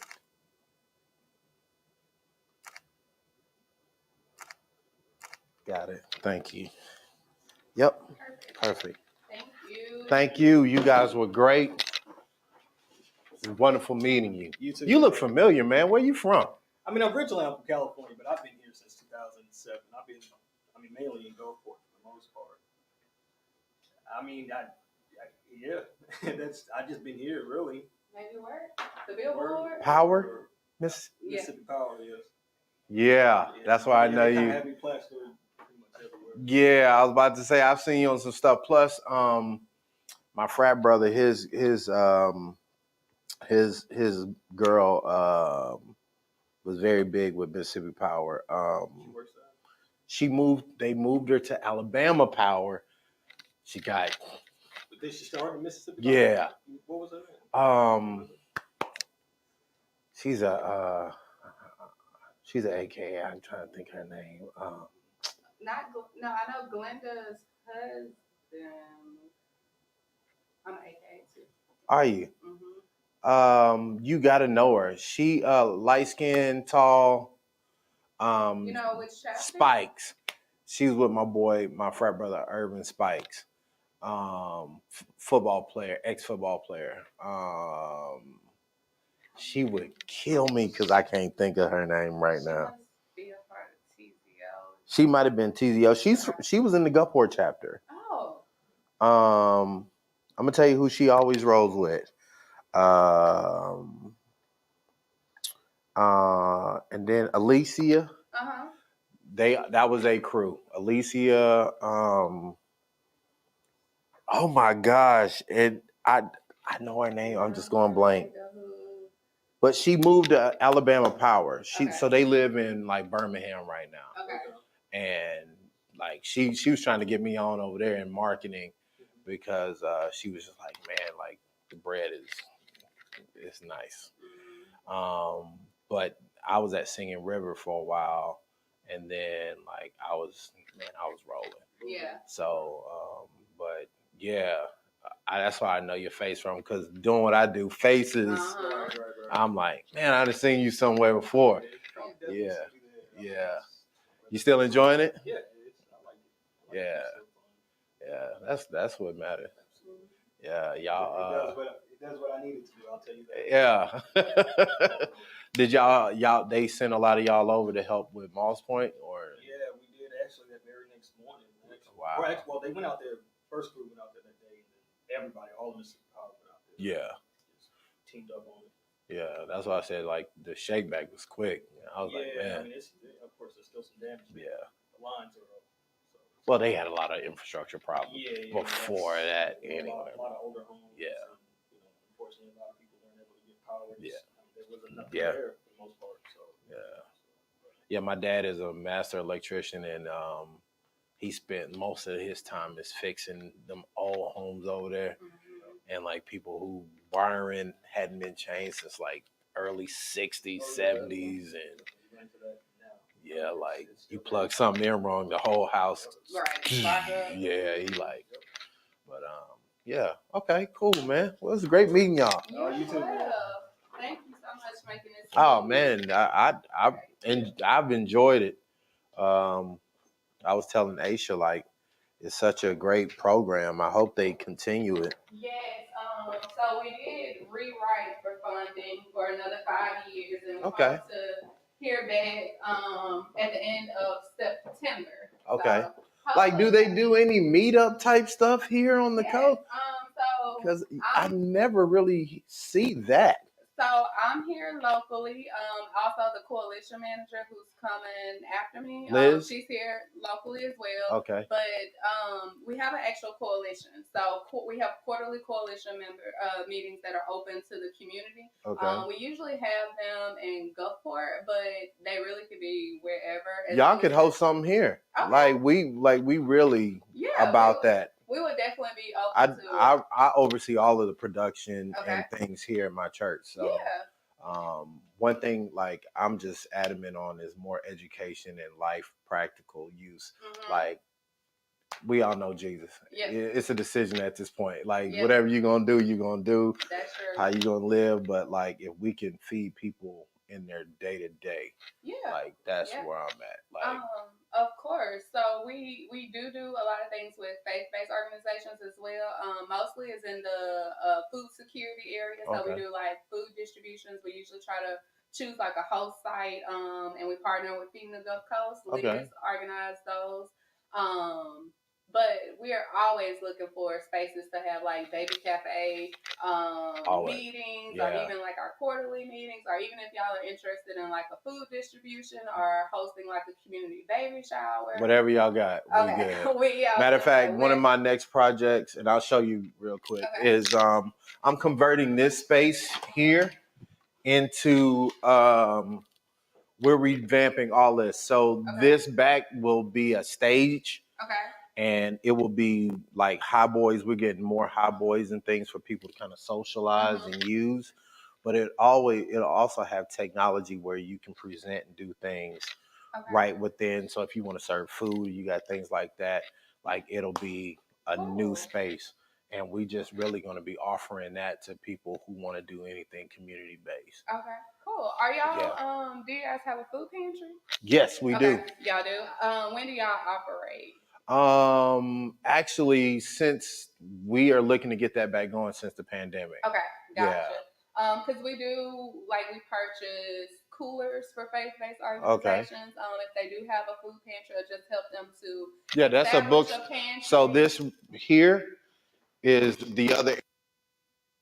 Now, it was a bookstore, but people ain't buying books like that no more. So we are looking to make that pantry where it's shelves, coolers, freezers, Okay. whatever, and you can just come here, get what you need, Yeah. and go during the times.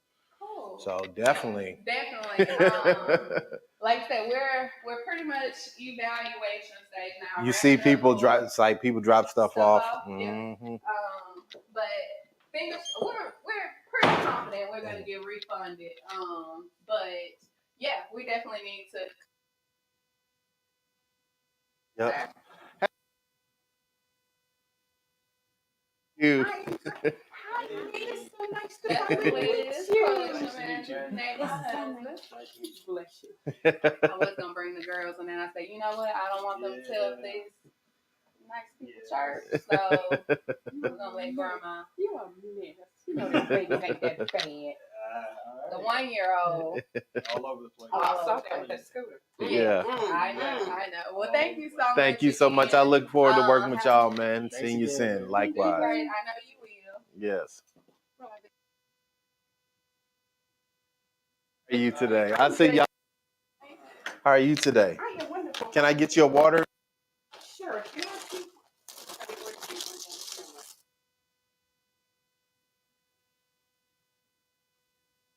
Bathroom?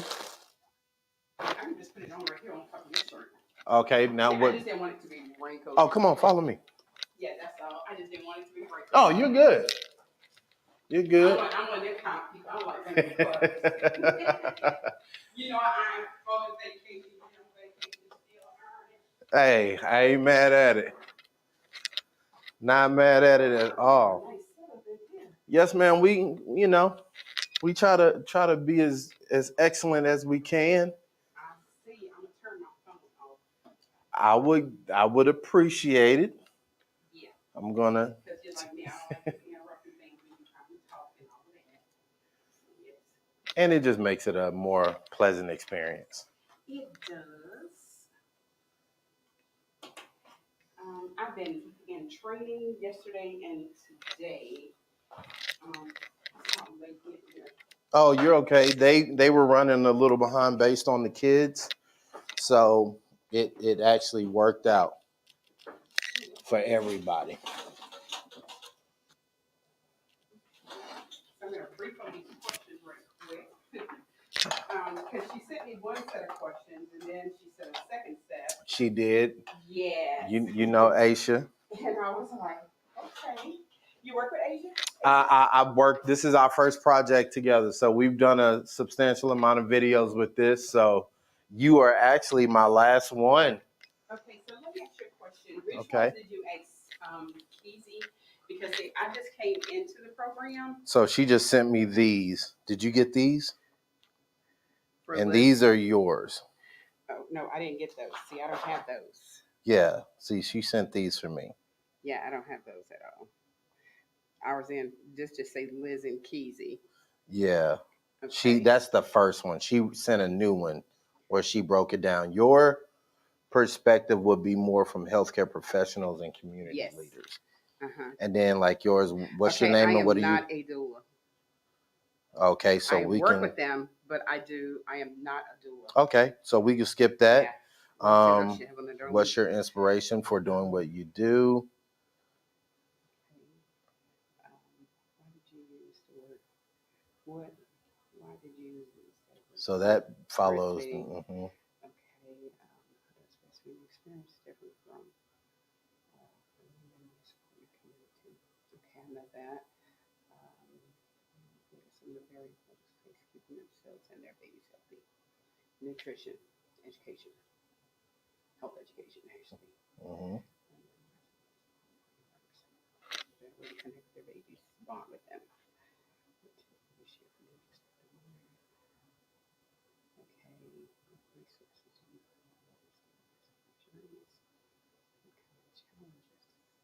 And some of these you may say you can merge into. Yeah, some of these merge into the same question. Like these three here merge into the same question. Yeah. Like the importance in that right there. I think she was just trying to make sure she had coverage. So that's why I said, but you got to think we only have 1 minute and 30 seconds from the time we start. Oh, because I talk real fast. Well, that's So I'm going to yeah. slow that down a little bit for you. Well, 'Cause I do. that's I what I'm talk saying. fast. You know, but in the scope of things, like you got to think somebody's watching this reel or this short video, Mhm. like you don't want them. You want them to connect. Correct. You know what I mean? So like we're like the pace we're doing now, which is great. Mm-hmm. So yeah, So you're gonna ask me these questions, and I just am. okay. Because also I got a baby shower coming up for Shay, Okay. and I was thinking about trying to promote it more with a short video, maybe on Facebook, Instagram, and different hmm things. How much do you charge for those? Something. How long of a video you think it is? Somewhere about a minute. We could do that probably next to nothing. Maybe I would say $100. Okay, because I have it in my budget, Okay. so I'll take it out of my budget and set up a time to come in, and it's just basically telling them, hey, we're having a community baby shower. Single shot type deal. Just Yep. yep. Yeah, I can Just do you that can easy just come for you. out. We want you to come out, see it, enjoy it. Please come out. Our vendors got lots of resources, which we do have some good vendors. I have been working on this baby. Yeah. I hate these things, but okay. All right, you want to try one of these? The Craftsman. We can try one of those. Oh, I gotta sit high, huh? I can adjust. I'm That pretty. chair would work better for me. Oh, the low one. Yeah, that's too low. Let's see. Or let's try. What about this office chair? Is that no? I don't like rolling chairs. All right. It's just me. I got you. But I Let me don't see. have to sit all the way down, do I? No. Okay, cool. Yeah. Okay. This is a nice setup, baby. What's your name again? Aloysius. Whoa. Low. Everybody calls me Low for short. Well, maybe one of this. That's a little lower, I think. Yeah, let's try that. Okay, this one's lower. I'm gonna get this one. And there it is. Is that your name? No, that is one of our founding deacons who was here. A guy named Riophus Esters from Biloxi. From Biloxi. That's his family. Okay. Yes. I've worked with a lot of them. I was about to say, yeah. Actually, when I was doing the education for special needs. Okay. So what's your background? I have a bachelor's in public health, and Okay. I have a dual master's. And Come on, dual masters. don't run by it. You earned it. Yeah. Yes. I have a dual master's in public health education behavioral. I like it. And also in anthropology. And the reason I have it in anthropology is I'm curious. I need to understand before I can write a health program for cultures, for different aspects and demographic of people. I need to know their cultural background.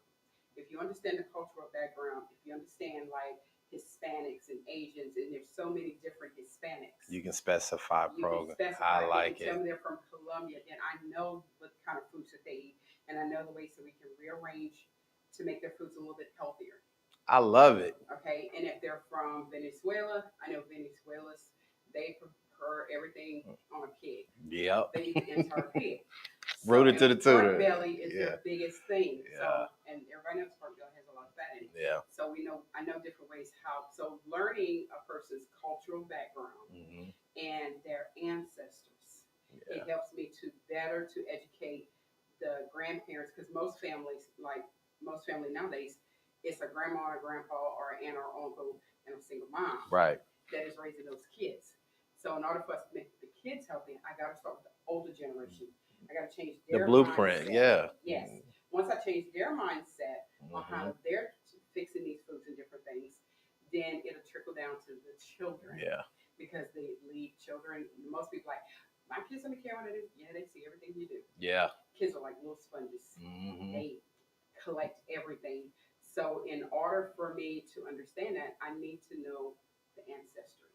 I love it. And once you learn that ancestry, it helps you to better put it in perspective and better figure out a way to write that health program. So why aren't you doing your own set of these? I had just never thought about it, to be honest That's with you. that's I good had information. never thought about it. And it wasn't until a friend of mine in Houston just contacted me because she's in the process of filming something for Netflix Yeah, called Hound the Hall. I know How on the Hog. So she said, look, I need you. Great series. Yeah. Yeah, And she said, look, I want to come. I'm going to come down to Mississippi and I want to talk to you because I know that you work with a lot with the anthropology. that's The the whole culture and show. everything. And she How said, so I culturally. want to talk with you about it because your family, my family's kind of really mixed Mm, because my dad is Haitian and Creole and my mother is Indian and Creole. get out. So, and we did a lot on the reservations, right over there, right outside of Mandeville. So I went to that reservation during COVID, the height of COVID, Yeah. educated them on COVID, got that reservation vaccinated because Come on. nobody was bringing the resources into Yeah, it. And then I went absolutely. to past Quitman County and worked on that Oh, you was reservation as moving. well because people were forgetting the Native Americans. Absolutely. And I was like, okay, They were forgetting us. not only did you forget the African Americans and the Native Americans, but you left out the Hispanics and the Asians. Yeah. And then what we had in that office at the time, when we was up in the Delta, because I ran 2 research up there, was they had to understand, I'm not doing that. Mm-mm. I heard Tuskegee. Mm-hmm. I could run into Tuskegee. All day. So when I looked at my research team I had, I was like, I can't go in there and do a community assessment with this. And I went back and said, Dr. Funches, Yeah. Dr. Anderson Lewis, we got to do a little talk. Yeah. They would send me to Mountain Bayou. Yeah. I said, 9 of these got to be replaced. Yeah. And it was like, why? I said, they're not gonna trust it. I don't want to be rude, but they're white and they're not going to trust me. Yeah. I need an all-black team. Yeah. And I need to go in there. I says, I have 2 Cadillacs. I said, so guess what? I'm not driving that. Yeah. I'm going to rent a car. Yeah. And matter of fact, my husband said, I'm not paying all that money for a rental car. Let's go buy you a little cheap car. Yeah. So we bought a little cheap car in order for me to go up there. And that's what I told them. I know you want to drive nice cars, but guess what? Yeah, we got to be. And everybody dress it down. Yeah. I said, because we got to get on their level. I said, after I did a little research into them, I found out that majority of the people, they did not have high school education, middle school, or elementary education. Yeah. So, and then their kids, they made sure their kids was educated, but the kids left and they didn't come back. They don't come back. So, in order to make sure I get, and as soon as I got there, I said, okay, you have a Catholic church here, you have one Baptist church here. Yeah. I went directly to both of those churches. I said, I need to talk to the head sister here at the Catholic church. Because Mm-hmm. priests don't know anything. Yep. Sisters run everything. And I said, when I went to the Baptist church, I said, I need to speak to the first lady and the head of your usher board. Yep. And they're like, and I was like, and they're looking at me. The other one said, why? I said, let me tell you, first lady runs everything. Yep. Don't think that pastor's running nothing. Yeah, she He knows. what she's telling him to Yeah. do. She's running it. And she know all the families and all the mamas. Everybody. She knows grandmas, great grandmas, aunts, everybody. I said, she know when they were born, when they weren't born, who died, who didn't die, who's still living, who ain't speaking of who in that family. I said, she knows everything. Yeah. I said, and the head of that usher board, baby, they know everything because see, they listen And they watch. and they watch. Yeah. They know everything. So meeting with them, Mm-hmm. I took them out. We had a little area, and I went out. We went over to Tennessee. We bought home type foods. Came back, and I invited them to a home cooked meal that I cooked. Wow. And we sit around in a big old round table with all the food in the center, and we just pass it around like a regular family. Yeah. And Sunday dinner. That way, it made them feel better. They were more open to me, and the lady kept saying, you talk very nice. I know you're intelligent, she said, but you got some good home training. Yeah. And I said, thank you, ma'am. I say, because I can't come in here with that education. Nah. I had to throw that way out the door. Yeah. I need to come in here and talk to you on your level. Mm-hmm. And so that's what we did. And so the How on the Hog is what she's asking me is to recount because I have researched all the way back to like in my mother's side of the family, they were never slaves. Wow. They were always women of free color. They were never slaves, and they started off as concubines, and then they moved from concubines into being mulattoes. Yeah. And that's how we have so much of the French and the Spanish on my side, on my mom's side, and especially them being Indian. Yeah. So that's what she wanted to talk to me about, the cultures of that type of cooking and everything. Because what we've been doing on the reservation, the younger generation of us, is changing how they're eating on the reservation. Yeah. We're gonna keep frying this bread. Let's Mm-hmm. air fry it. You know, we did a campaign, and I contacted Kellogg Foundation. They gave me $100,000 grant. Yeah. I work with them. They really are about the action. I was Yeah. putting in some air fryers. Yeah. Because when we do the powwows, they're out there. We don't want to fry that bread. Yeah. Not all that. And then they need the tools to be able to take them home and actually apply it. Yeah. See? I'm with you. See? Yeah. So I work a lot on documentary stuff. Really? So that's why I'm very inquisitive, because those stories are things that. And they're interesting. And what Yes. people don't realize, and that's what I talk about, this is where you learn. You learn from the documentaries, because I love them. And I would love for someone. That's why I asked them, why are you not doing I know. your own? Texted me that. And it was like, why are you not doing it? I was like, I just never really got into it, really. But I do a lot of speaking out and talking with people. I can tell. I would love someone to come to, the Gulfport area and do one on that air museum. Okay. The new air museum it's in the old Roseville on Pass Road. It's named after Colonel Roberts. But here's the thing. He was a mechanic and he became a pilot. Mm-hmm. And he went over and he taught, because he was black. Yeah. They didn't want him in there. So he went over to other countries, like Ethiopia. Yeah. He was teaching them how to fly those planes, how to work on them, how to fly them. And so Francisco and Corey Lombard, can't think of Francisco's last name, but he's the one who owns the museum. And Corey Lombard, he kind of does a lot of the volunteering there. And what we're trying to do is educate everybody on this museum, especially like with the flight simulators. Mm-hmm. They're teaching the kids like in the flight, they how to fly airplanes and different things. But what I like about it is nobody understood that this man was right there from the quarters. Yeah. Right in our backyard. Yes. Yeah. And when people pass by, they see who it's named after, but they have no idea who he is. Yeah. And do you be amazed how many of them, when we tell them he's black, it was like, from the quarter. Have you seen any white folks in the quarter? No. Name one, because I ain't never seen none. And I lived here just about all my life. With my husband, I was off with military everywhere at different bases. But that was the whole idea of, and I went into public health because after having cancer, my thing was I wanted to educate people because I was uneducated. I was an event designer. So I was doing events, not paying attention to my own health. Yeah. And so once I got cancer, uterine cancer, survived it, 13 years survivor. Thank you. We can take a second for that. And I was stage 4.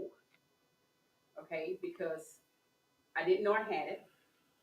And then the results came back saying I didn't have it. So I just kept on working. Kept feeling bad, kept feeling awful. And I had done like 4-day weddings back to back. And I was so tired because I was getting maybe 8 hours of sleep in 4 days.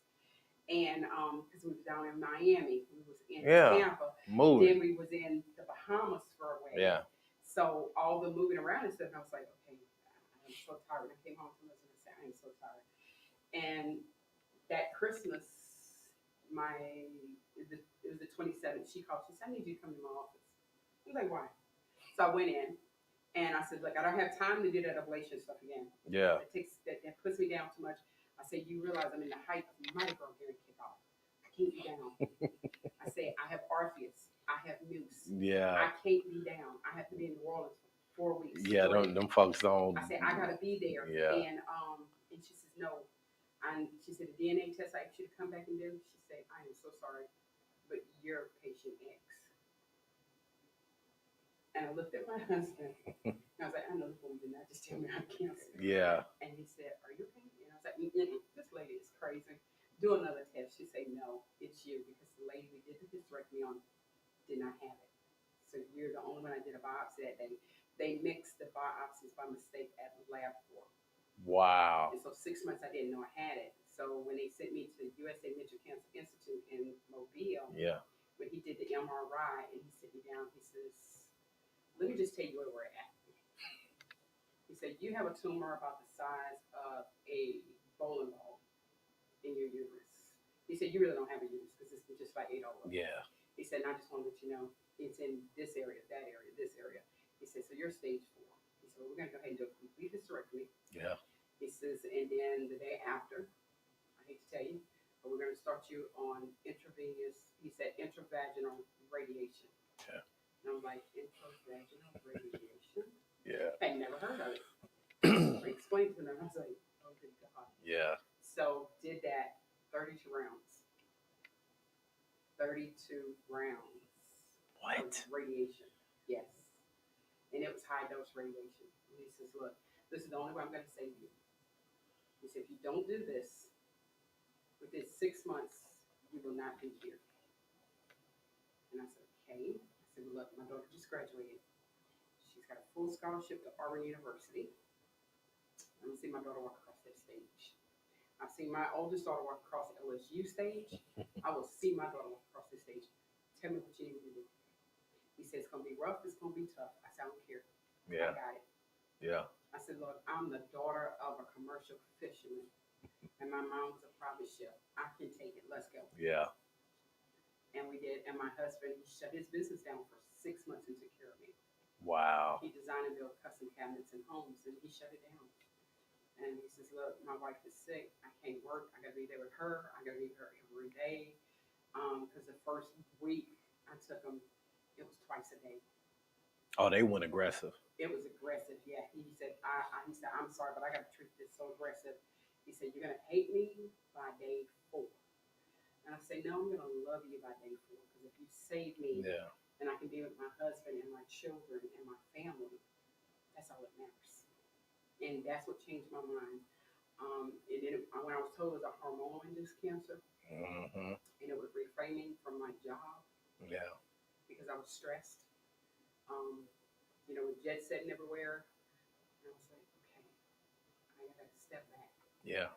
And I told my husband, I say, I'm making the money. And I was making good money. Oh, I already know. Because I could just do Orpheus and Yeah. just stop for the year. And so I told myself, okay, I got 12 employees. So I set them down. And I was like, look, we're going to do Orpheus. We finished it. Yeah. When we finished it, I said, this is our last go round. Because we shut the business down. I said, I'm going to give each and every one of you a great severance package. And I've lined up all of these people here. I told them about your background, how good you are. Go and apply for a job with them. I say, but I have to shut it down. Yeah. Because I got to think about my health.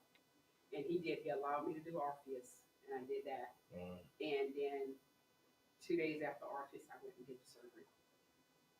Wow. And I told him, I say, I have an obligation. It's a contract I've signed. I can't afford to back out of that contract. I said, that contract, that would bankrupt me if I did.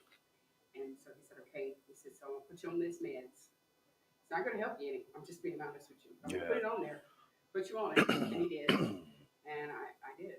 We did Orpheus that Monday. Mardi Gras Day, I was sitting in Mobile for a surgery. Wow. You're a And miracle. Wednesday, went into my first treatments. And that's Wow. why I love. And then I went back to school because I have a bachelor's degree in paralegal. So I went back to school at 40 something. I went back to school, literally at 48. I went back to school at 48. Wow. How old are you? 55. I was about to say you look 30 something. Thank you. Seriously, you look young. Thank you. And it have gone through all of that and the schooling. Wow. I got an associate's and a bachelor's in a year and a half. Because I pushed it. You're a bad woman. I pushed it. And then I worked for a year because I wanted to see how it was working with Yeah. I said, this ain't for me. I didn't like what I was doing. I don't like this. So Public health is coming to the forefront. it is. Up to one of my professors called me and he was like, hey, why are you not getting your master's? I was like, I can't afford a master's right now. He was like, yeah, you can. He said, you got a 4.0 GPA. Yeah. Yes, you can. So he sent me all these things to fill out for scholarships. Yeah. So I got a dual master's on scholarships only. Wow. And I won the Lynn Cook Hartwood Award for Public Health 2 years in a row. No one has ever done that. And I was a finalist for Hall of Fame. And the only Wow. reason I didn't make Hall of Fame because they kind of splits it. Yeah. Sydney, who was sitting number one, and I was sitting number two behind her, she got it the year she graduated. So the next year, we automatically knew it was going to go to policy and administration, which I didn't mind because it was to Eunice, and I love her to death. And so, but she graduated number one because of that. But then I graduated number one in public health behavior. Yeah. So, and that's why I tell people the hard way that was around my neck, they earned every bit of it. I raised circles around those little kids. Man. See, your mama's money. Go home. Wow. But yeah, so when I got the call from Dr. Anderson Lewis, and she said, "You sitting down?" I was like, "Yeah." She said, "Well, congratulations." She said, "You are the first person ever to win the Lynn Cook Harwood Award." And if everyone in the public health has to vote on that. Yeah. They have to look at what you did outside of class, your classwork, how well you led, and everything. She said, "You're the first recipient to ever consecutively, unanimously, twice, 2 years in a row." Wow. She said, "So you're a bad woman." Yeah, I said, man. "No, I had a bad mentor who taught me how to get out there and make a difference. Yeah. And do what I need to do as an African American woman." That's beautiful. Because we get shunned so much. Oh man, trust me. And I just got into LSU to get my doctor's. Oh, congratulations. With emphasis on community health science. I love it. So my previous role for the last 3 years has been digital coordinator with Singing River Health System.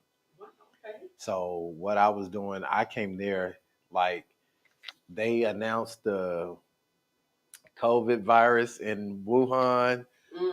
Like a couple weeks later, they hired me, and I documented all of COVID. When I tell you my first job with the hospital was doing a commercial on a COVID floor. Wow. I was nervous. I was like, I pray I don't die.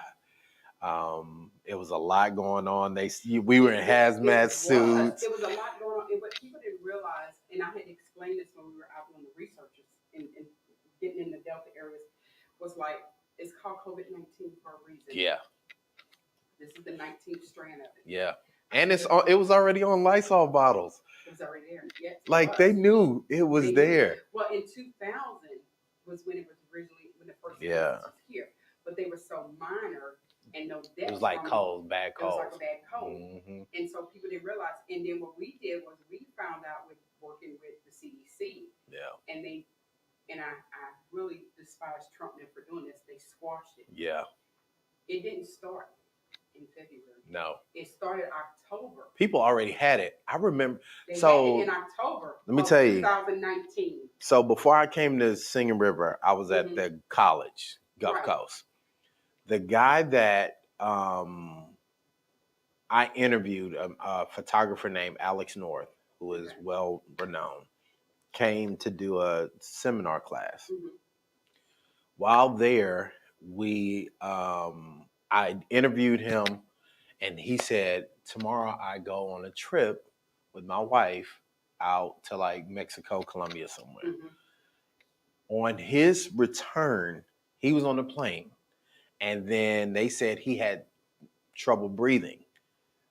He had COVID, didn't realize it, and all the pressure and all that sitting up, expedited. He died on the plane when they touched down. Because look, I got sick. And that was before it even released. They just thought it was, they said they couldn't figure out what caused it. They didn't know and I know that because I got sick. I was working and we had done like a festival. And I was like, "Oh God." I told my husband, I called him, I said, "I'm coming home. I'm going to take a shower. Find you something to eat because when I come home, I'm taking a shower. I got to go to bed." I said, "My head is pounding so bad." I didn't know if it was the music or what it was. But when I got home, I was sick for an entire month. Yeah. And I kept going to the emergency room. Well, we don't know what it is. Okay. So did you test me? We test you for a flu. You don't have flu. You don't have pneumonia. We don't know what it is. The typical stuff. And It's I'm not. like, okay, it's not bronchitis. Uh-huh. But then I had the fluid in my lungs, but then they couldn't detect it. Yeah. The bronchitis test wasn't coming back. The pneumonia test wasn't coming back. And I was like, I can't breathe. Yeah. So they just kept giving me Adderall and Floridil. So I went from Adderall from Adderall to Floridil. Yeah. And then they were mixing them both. Uh-huh. And then they were giving me the nebulizer. And I was like, yes. Yeah. I was like, this is insane. So I was sick from October to January. And then they come out February talking about COVID.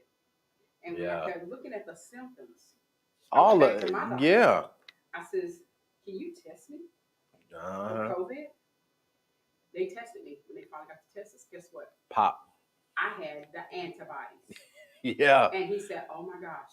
Yeah. You had COVID. I said, yeah. That's why when I looked at the symptoms, why do you think I came back and asked you to test me? Yeah. So I know I realized I had it from either the college or him. Like I'm telling you, because I told my wife, like, I work, I'm a work body, right? Yeah. So I don't get sick. Number one, I eat very clean. I like. You're moving so much, you don't have time to get I don't have it, right? And then so like out of the blue, like I woke up and she was like, "You okay?" I'm like, "Man, my back is hurting." Then I have asthma, so my breathing was on. I was doing like extra breathing treatments, and that's what my doctor. She was like, "Maybe you just need to take a breathing treatment and take your albuterols." That's why I'm laughing that they gave you that. Yeah. So I'm doing my breathing treatment in the mornings. It got so bad I was taking it to work with me. Whoa. Because I kept feeling like I couldn't breathe. And then I'm like, man, something ain't right. Then I would sleep. I would get these headaches, and I would just sleep. Because you're trying to get rid of the headache. Trying to get rid of it. And that's what I kept telling myself. I say something ain't right. And so when they finally tested me, I had the antibodies. Yeah. So when my niece got sick up in Birmingham, the first thing I told my brother, he said, I gotta go. We're on our way to Birmingham because the granddaughter called, said she was like in 11th grade, and said that she called a mobile medic for her mom. Yeah. Because her mom was raspily breathing. I said, Lonnie, she's got COVID. And he's like, I said, I'm telling you. I said, so as soon as you get up there, tell her doctors you are demanding that they do the blood platelets. Yeah, I said, test. that's the only thing that's going to pull her out of this quickly. Yeah. And he was like, okay. So when he got up there, he did exactly what I told him to do. And I was talking with the doctor on the phone. He was like, are you a doctor? And I was like, no, I'm public health. Yeah. And I'm just telling you, for somebody who went through it, what helped me. And I say, and my niece got the same blood type I have, O negative. So I'm telling you, and most O negative and O positive people, we're not really prone to it. Yeah. Unless you have other underlying conditions. Yeah. And she did, because I have Crohn's. She has colitis. Oh, gotcha. I said she needs the blood platelets. Yeah. So they started that on her. She only spent a week in intensive care, and then she was out. When she shook back, she good. And she was good. And I told, and my brother, he kind of like, thank you. And I was like, no. I said, I've been studying this. Doing the research, on the research teams. It was chess. Yeah, I've watched so many cases during that 3 years. Yes. And I was telling people like, yo, stop believing all this hype you hearing on TV. There are factual things with this. Like, one, I was telling people, one thing we learned was that a lot of it could be avoided. People don't wash their hands. I tell people this all the time. You get sick from food in restaurants, anything, people handling your food, things, it's because we touching doorknobs, then you rubbing it in your T-zone, or you put your fingers in your mouth, and you introduce all this junk to your body. And people like, oh, you crazy. No. I said, I'm telling y'all, not even just COVID. Anything in public, you should be washing your hands. Properly washing. Right. I belong with the World Health Organization. So they sent out a thing, and it was funny. World Health Organization sent out a warning a week ago, 2 weeks ago, about the increase of red tide over in Spain. Okay? And I'm looking at this, and then one came from Hawaii. Yeah. All right, and then I was like, okay, so now time is gonna come to it's we have it all the time in the gut. Yeah. So the first thing I called Dr. Dobson and I said, Dr. Dobson, I'm gonna send you this email. Read it good. I Mm-hmm. said, and you guys, you need to talk to Dr. Dodd because guess what? We're gonna have red tide break out here on the Gulf Coast. And she said, you think so? I said, I know so. Yeah. She said, huh? I said, because we're going through a heat wave. When you go through a heat wave, I said, what do you do when water you heat it up and it's got salt in it? It evaporates. I said, the salinity is going to be down out there. So I called Dr. Mickle. Yeah. He works for marine biology and for MSU. I said, you been testing the water lately? He said, oh, the salinity is so down. And I said, I said, when y'all gonna put the red flags up yet? Yeah. He said, how do you know? I said, because I'm not dumb. Yeah. I read my briefs I get them, and I got that from the World Health Organization. If they're having it across that pond, and if they're having it in Winds, Hawaii, all the trade winds, it's just what makes you blowing. think it Yeah. ain't coming here? It's We already coming have up. it here, and we're going through a heat wave. It was like all of a sudden everybody went through a heat wave 3 weeks ago. Yeah. Houston's still in one. Yes. I saw my friend pour some water on the ground and it started bubbling. Yeah. And that's crazy. I said, so we're in this heat wave. We're in triple digits. Red tide is going to be. I said, we got the 4th of July coming up. Yeah. Release that warning. And she did. They did. They released it.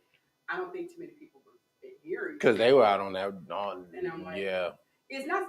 It's just don't have any kind of open cuts. So Yeah. anything on your body because that's when it gets in there, and then that's when you get the flesh eating disease. And I'm like, y'all just want to lose limbs, don't y'all? I don't know why y'all swimming in dirty water anyway. I don't either. Actually, like I told them years ago, in the 70s, they wanted to blow up those islands out there. Yeah, they should. They should have. There's no natural cycle of. We'd have pretty water. Yeah. I don't know why they need them dumb things out there. They just wanted. They thought they were going to be recreational. Well, yeah. You got some people out there live on Cat Island. But because we've been out there. We've been out there several times. Where we have a boat, so we go out there quite often. But you couldn't catch me out there. And then folks be out there staying in the hurricane crazy. I'm telling you. I'm telling you right now, baby. After Katrina taught me to run. I was swimming at 5 feet of water. All right, so I think that's the lowest that one goes.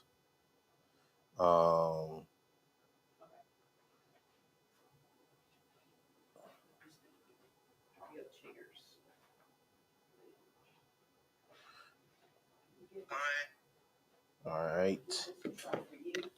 Yes. Let me see.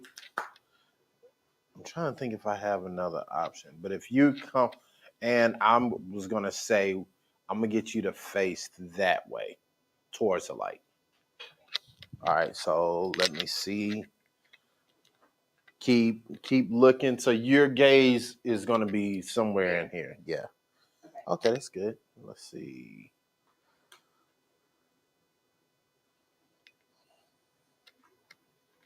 Oh, the pretty woman on the picture. Yeah. Pretty queen. All right. Let's see. Although this is my best side. Oh, you are beautiful regardless. I tried that. That's the beautiful thing about being a beautiful sister. I tried. All right. We were just talking about that too. Like, how we really just thrive as a people. We do. Yeah. And what aggravates me is that so many of us, when we get to a certain, extent up there, they forget to reach back. Yeah. And help others. And that is one of the pet peeves of mine. I'm like, please don't do that. Because there's more than enough resources out here. There's more than enough money and green out here to go around where we can absolutely, it can spread the wealth. Yeah. There's no need in being greedy. Because I just helped a young lady to get her event planning business off the ground. And she was like, how do I do this with no money? I said, okay, let me show you how you're going to do this with no money. You get these samples, order these samples. Yeah. And tell her where to order them from. So she did. I said, get your license, get your EIN number, get all of that. And once she got all of that, what I did was I showed her, I said, look, you have what, $400? Fine, put it in your bank account. I said, but here you go. Get your first wedding, which she did. I say, now let her pick these samples. I say, don't give her a price. Yeah. Just let her pick the samples. I say, now figure out how many guests she's got, how many tables you want, how many guests you want per table. Figure out how many tables you want. I say, after you do that, then you go and you look at these tablecloths that she's picked.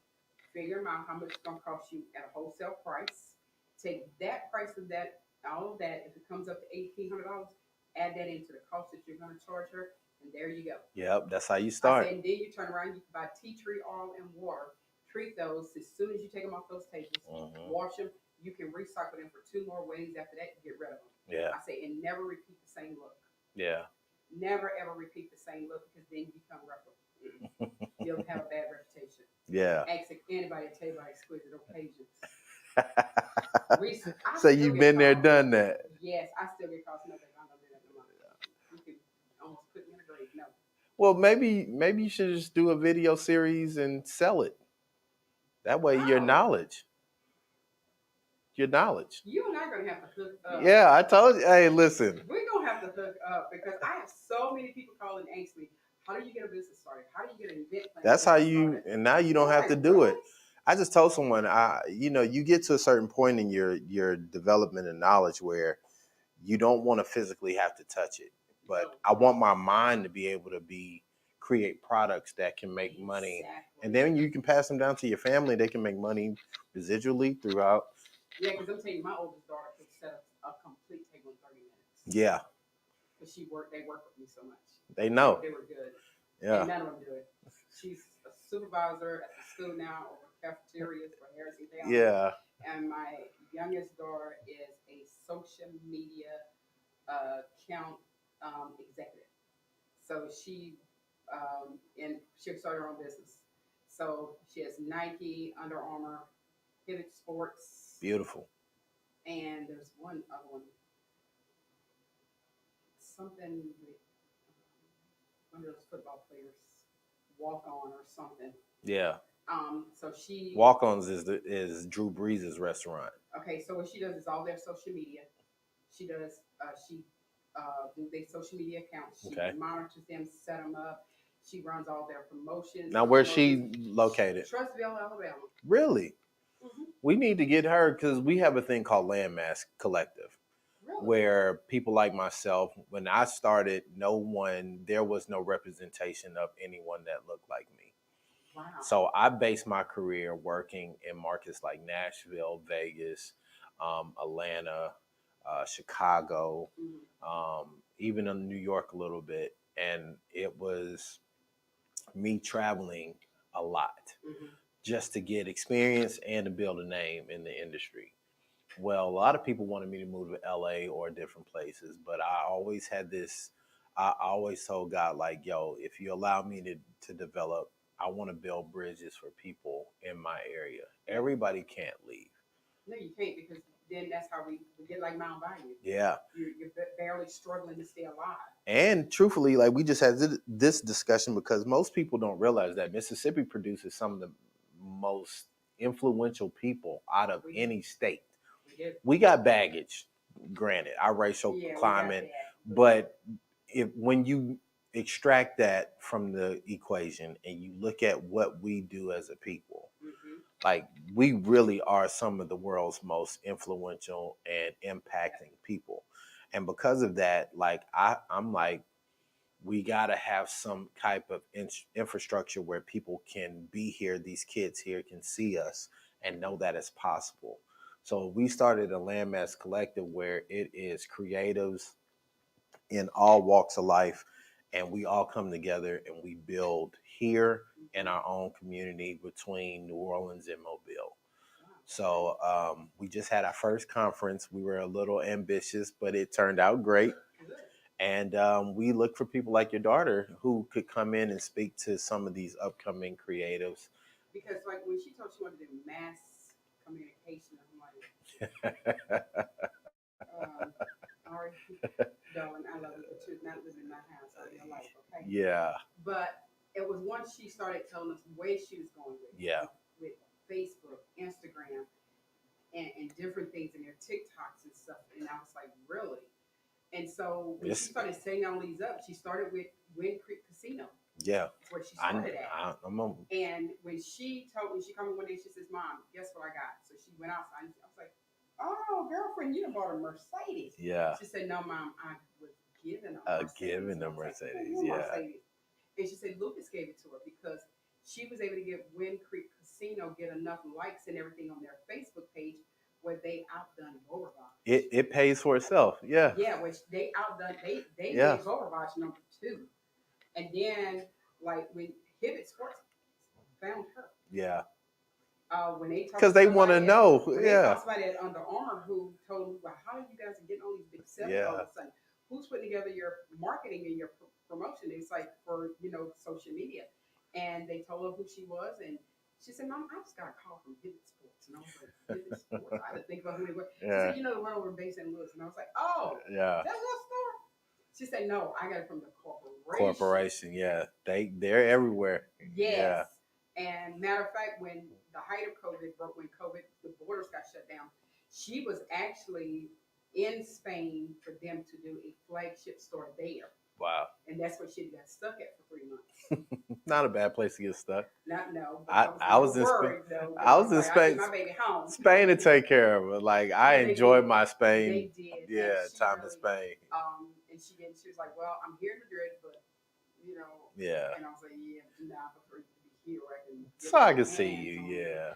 you know." But she loves it, Hmm. and she come up with these most craziest, like she just did a thing for Wind Creek, something about something with trivia, and people could win these an RV, Yeah. and I'm like, how do you come up with these crazy ideas? But they were good ideas, and Wind Creek is loving them because Yeah. she steady got them at #1.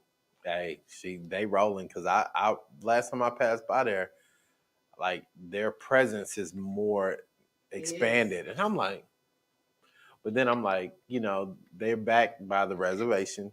Yeah, but Lucas is absolutely He's got his golden he's the goose. chief's son. Yeah. But what he did is that the chief has turned everything over to him. So Hmm. him and Ari comes up with like these crazy things, and I'd be like, crazy. I think that's gonna work. Yeah, But it and does. people enjoy going out there. It does. Yeah, And I so know a lot of people that go up there. She introduced them because my husband's Cajun. So she introduced them to Zydeco Music, and Yeah. now because Keith Frank paid at her wedding, and so she said, "Mom, you got Keith's number?" And I said, "Yeah." Yeah. So she called him, and they make several trips over there. Yeah. And they're playing, and the people love it. Yeah. And and Keith told me, he's like, "I can't believe," he said, "But that's my God, that's his godchild." Yeah. So it's like, my godchild put me on the map. Yeah. There you I'm go. everywhere. I'm not just over here in Louisiana. I said, "No, baby, you everywhere." Okay, so Darling Way, I said, "Look at the beautiful lady over there." Yeah. So you're looking that way. Okay. I would say maybe not so low. Just look as if I was standing here. Right here. Okay. Yeah. All right. That looks good. Start by telling me your name and what you do for a living. My name is Elizabeth Ozan. I am the program manager for Healthy Family Mothers and Babies Initiative and /Shade. And I am with the Gulf Coast Community Design Studio, which is part of the Mississippi State University Extension here in Gulfport, Mississippi, and I'm located over on 34th Avenue. Now, tell me, what's your inspiration for being a part of a project like this? My inspiration was making sure that we was getting the quality of information, health information out, especially to our African American mothers. African American mothers are some of the least educated demographics that we have. Most people, they don't realize it that they think just having a baby is you having a baby. But there's so much that goes into having a baby. There's nutrition, making sure that you're getting proper nutrition, making sure you're still exercising, and not that same old saying that, just eat whatever you want to eat. The best thing what we're trying to do is teach them how to eat healthy, how to continue their exercising, and how to make sure that they're getting the proper nutrition so they can also pass that nutrition on to their babies as well. I want you to fill in the blank. Breastfeeding is. Breastfeeding is the most natural way to give the most important nutrition to your baby. Now, describe why you would make that statement. because breast milk is the most natural milk ever. It beats formula hands down. There's no hidden ingredients in it. There's no ingredients that you really can't pronounce as you would find in formula. And as you can recently find out lately, we had that formula scare. Our breastfeeding mothers did not have a shortage of milk at all. But it's also a best way for our mothers to also bond with their babies, passing on the nutrition, especially when it impacts their immune systems, the way that they will actually function later in life. Because those nutrients are very important to the baby in their development, especially for cognitive skills. Now, I want to ask you this. How is the breastfeeding experience different for the women that you support in the community? It's helping them to bond more with their babies. They're not just seeing it as back in the olden days, it was like, oh, you just got a baby that's going to be hung on to you. They're actually bonding with their children. They're getting to spend that quality time with their babies in the most important area that they need to when they're first born. Bonding with your baby when it's first get here is the most essential thing to making sure that that baby is well cared for, nurtured. And I know a lot of people say nurturing a baby too much is harmful. It's never harmful. The more we nurture a baby, the better. Love that. What do you think some of the barriers, and I want to say this too, when you answer the questions, start your answer with the question. What do you think some of the barriers mothers face in keeping themselves and their babies healthy? Some of the barriers that I see, especially here on the Gulf Coast, is the fact that we have so many mothers that live in vulnerable communities and they live in food deserts. A food desert is where they don't have quality food available for them, or they do not have adequate grocery stores that's near them where they can get access to them. So living in food deserts, it really helped us to understand that we need to do more what we consider food distributions, getting healthy food and healthy items out there to them. Those berries, and also making sure that our mothers are eating healthy nutrition, make sure they're getting more vegetables, more proteins, more fruits, especially, and also making sure that they're staying hydrated with water, not just so much of drinking all the sodas and the fruit juices and different things. So I would think that making sure that they're educated properly on health is one of the biggest barriers that we have seen that we've come across. Now, why do you think breastfeeding is so important for new mothers? I think breastfeeding is important for our new mothers so they can get an understanding that they're bonding with their babies. Most OBGYNs will tell our parents when they soon as get them is do the skin to skin because that helped that baby to understand that they're outside the womb, but they're also understanding that they're with their mother. Breastfeeding is the best way for them to do that. So they're getting the skin to skin contact with their babies as well. Plus, it's also helping with their immune systems, and especially it's offering the most important nutrients that they need for building that immune system because most people don't understand a baby don't fully develop their immune system until they're 5 years old. Now, I want to ask you, what are some of the common challenges faced while breastfeeding and how can they be combated? Most challenges that we I have seen since I've been with this project and hearing it from mothers themselves is being stigmatized when they're out in public. People are wanting to shun them. They're thinking what they're doing is a disgrace. It's not a disgrace. It's natural. Women have been breastfeeding for centuries, and getting the public to understand that these mothers are giving their babies the proper nutrition that they need and not making them feel that what they're doing is a disgrace or disgusting because it's not. And that's one of the reasons we offer our baby cafes because the baby cafes are areas where our mothers can feel free to go in and breastfeed their babies and also be among with other mothers who are breastfeeding. And also they get great friendship, fellowship out of those cafes as well. Now, can you give us some tips or resources for to share with new mothers about making the best decision for their baby in their breastfeeding journey? The best tips I can give new mothers for is understanding that breastfeeding is very important, not only to you for the healing of your body after your baby, but also you're giving those nutrients to your newborn child. And also, I would also give them tips with saying eating healthy, understanding that eating healthy does not mean you have to go and spend a whole lot of money to eat healthy. Eating fruits and vegetables that are in season, that is cost effectively. Also, understanding health education. That is one thing that a lot of new mothers don't understand because once they have the baby, they kind of go back to eating the way they were prior to getting pregnant. You know, eating the McDonald's, the Burger King, different things like that. But if they're breastfeeding, that's not very nutritional food to be passing on to your kid, and especially one thing that is my pet peeve is seeing new mothers that are breastfeeding and they're drinking. That is, you're passing that alcohol on to your baby, which is one of the reasons I have co-authored a guidebook that we're trying to get in all of the WIC offices that will show young mothers that what you eat, your baby eat. So continue to eat those nutritional foods. Continue to make sure that you're watching what you eat, cutting down on the carbohydrates, increasing your protein, increasing your fruits and your vegetables, and also, most importantly, staying hydrated by drinking water or milk.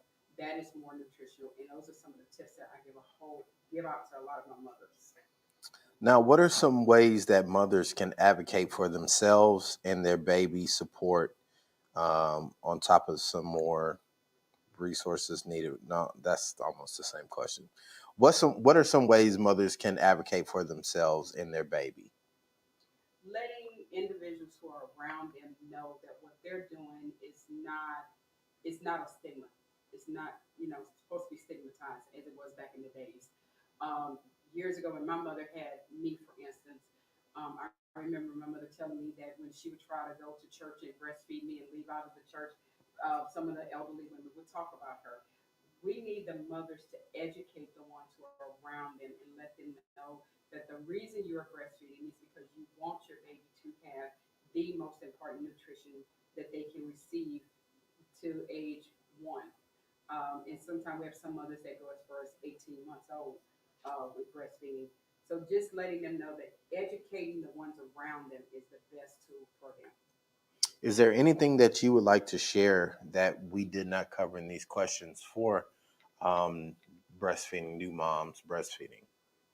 I would like to tell new moms who are breastfeeding I would like to say thank you because what you're doing is you're not only bonding with your baby, but you're giving your baby proper nutrition. You're also making sure that your baby brain development is going to be on schedule. You're helping with their cognitive skills. You're helping to build their immune system. You're helping them to also not, most babies who are bottle fed, they have bottles of formula. Some of those babies, they end up with tooth decay and also gum diseases. You're helping all of that. So one of the biggest tips I tell my mothers when they're breastfeeding is thank you, because breastfeeding by far is way better than any formula that any company could ever try to produce. They've tried multiple times to reproduce breast milk, but there's nothing like breast milk. That was great. Before you move, I'm gonna grab a couple quick pics Okay. for your thumbnail, Okay. and then we will be done. Cool. Get here. Thanks, sweetie. Thank you. All right, hold that. Get my lighting together. Perfect. Nice.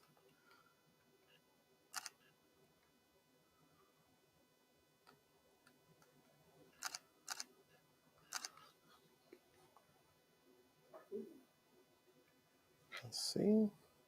I keep telling people I'm getting rid of my gout, and they're like, "No," and I was like, "I am. I don't care what y'all No, say." you gotta ride it. We They do. They were like, "No, that's you." And I was like, "No, exactly. I hated it all my life." And my they're like, "No." I said that But recently. I love it on men though.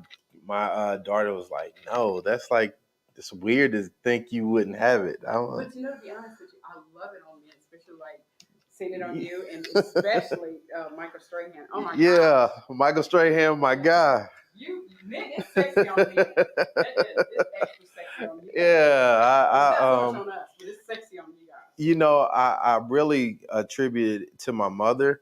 So growing up, it was something I had to deal with because, kids. Yeah. And I never forget my mom always told me because my name was unique, Aloysius, and then I had a gap, and then I had full lips. So I've always had full lips. And so like she was like, I want you to know that like your uniqueness is what makes you different. And her ability to help me understand that early in life, to own it. Yes. And then once like guys would try to be funny about it, like, you da da da, and then like to your point, like the girls would say, I think it's cute. Oh yeah, it's cute, I'm telling you. And then it was like, oh, well, we can't mess with them about that. I was like, oh, okay. Well, I guess it's, fine. So some people hate it. I have learned to just. So how long have you been married? 20 years this year. Go ahead on with your best self. Yeah. So my mother and I are very close.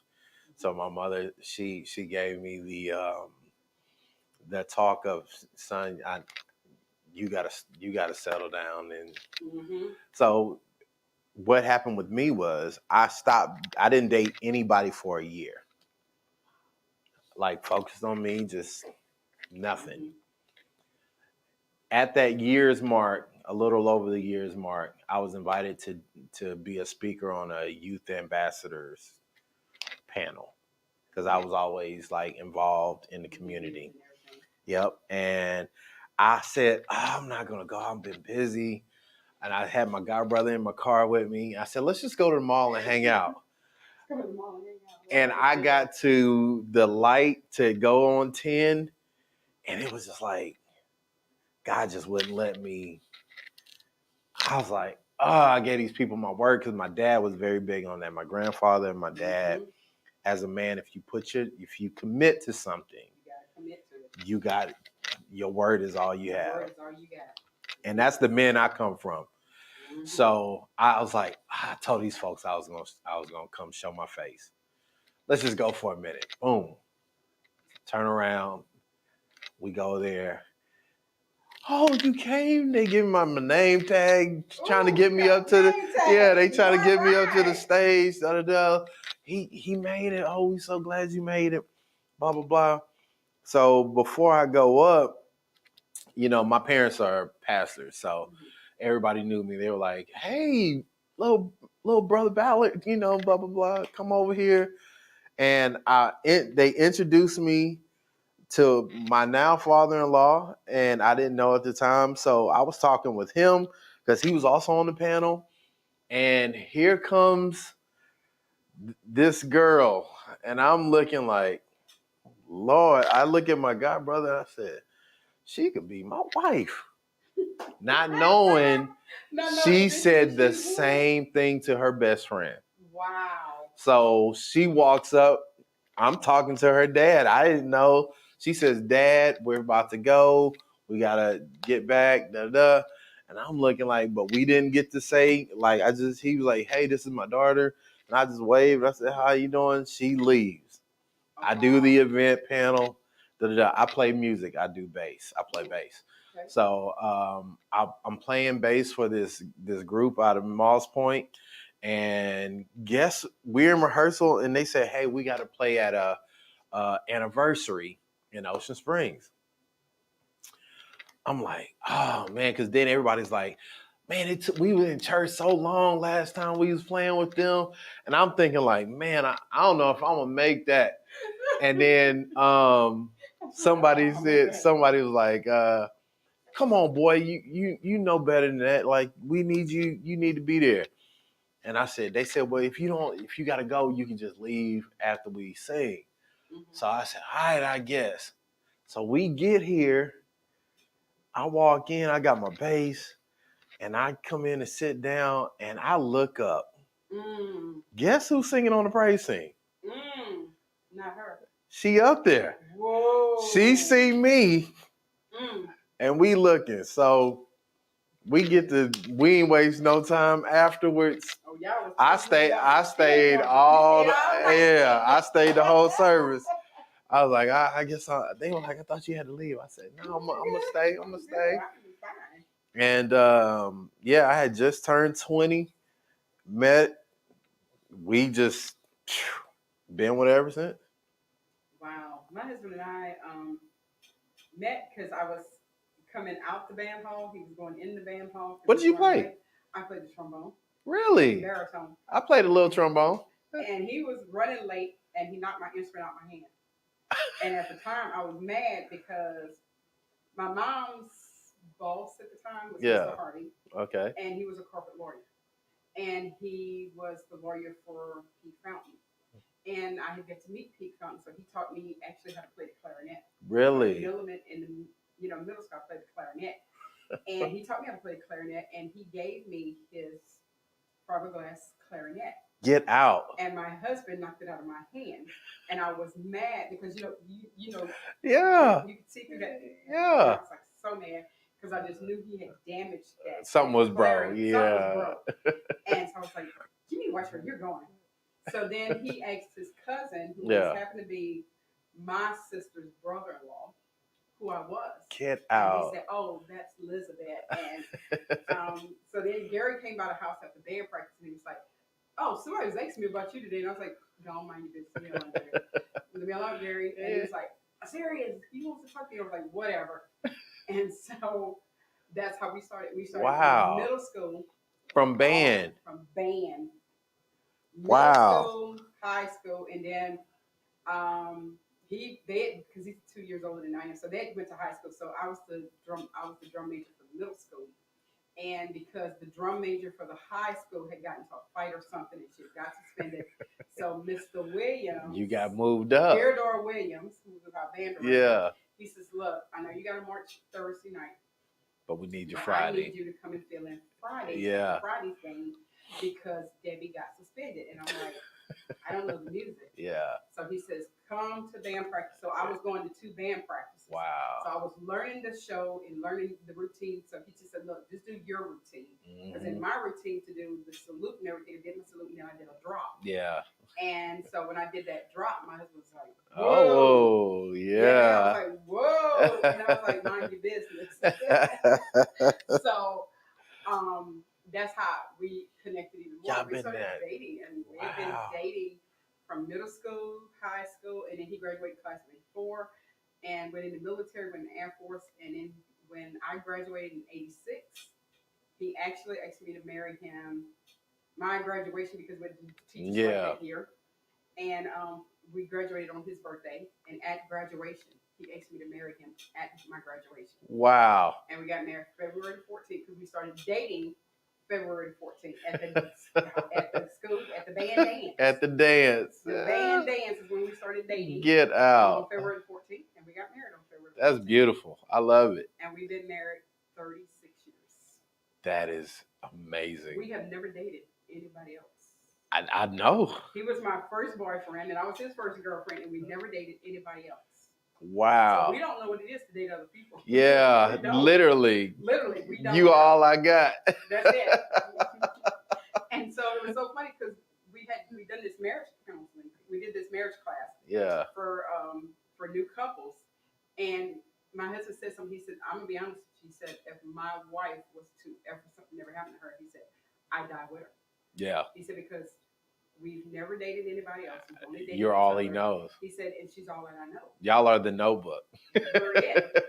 And so he was like, and that kind of shocked me. Yeah. Because I always joke with him all the time. I said, well, I think you're allowed to remarry. He's like, I'm not going to marry nobody else. You know what? I feel him on that. He said, I'm not trying to relearn nobody. No, I ain't trying all that stuff. No. That's what he kept saying. He said, I'll tell you what. He said, anything I have to you is done. I can see if you had a bad wife.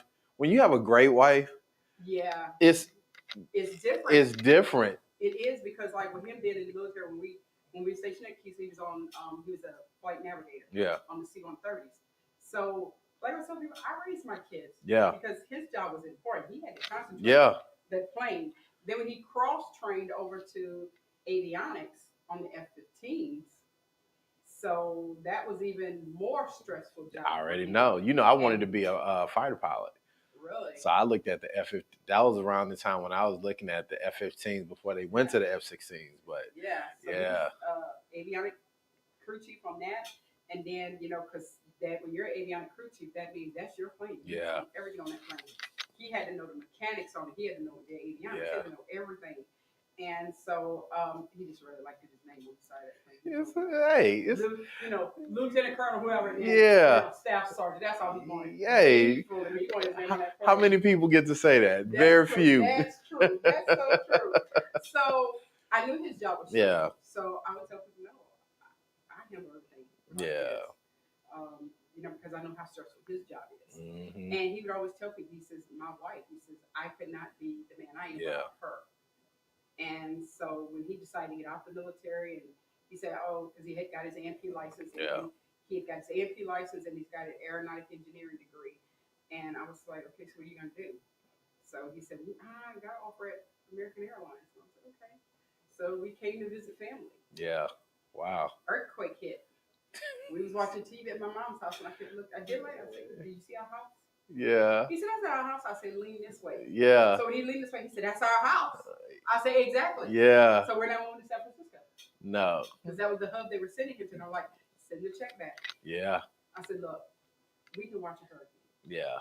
We got a whole week. You can track that. We can track it. The earth moving is different. We can't track that." Yeah. I said, "So send the bonus check." Yeah. Gave to you. Oh, yeah, incentive. And we had bought a house in Florida. We sold our house, and we bought the house out there. And I said, "Look, let's just fly out there, get our insurance money off this house. Yeah. And, we're coming back here." Yeah. But it was fate because the earthquake hit. Yep. Then his dad had a massive heart attack and had to have rehabilitation and everything. Yeah. And then 2 weeks later, my mom's house caught on fire, electrical fire, and 60% of her body got burned. No. Yes. And I told my husband, I say, this was God telling us. Y'all need to be close. We did not need to be there. Yeah. We need to be here with our families. Yeah. And I said, so we did, and we stayed here. And I, between me and my sister, because everybody else worked. Yeah. And I was fortunate I didn't have to work. And so we got my mom back on her feet. I mean, my mom couldn't even hold a fork in her hand. 60% is a lot. All of this here was burned. Wow. In her back. The only thing that didn't get burned was actually from her knees down. Wow. The only thing on her body that did not get burned. And burns are a lot to come back They from. would have to and you got and it was painful. I've seen pretty much all of the doctors told me, they were like, why didn't you go to medical school? Because I literally picked up on a lot of the stuff working there.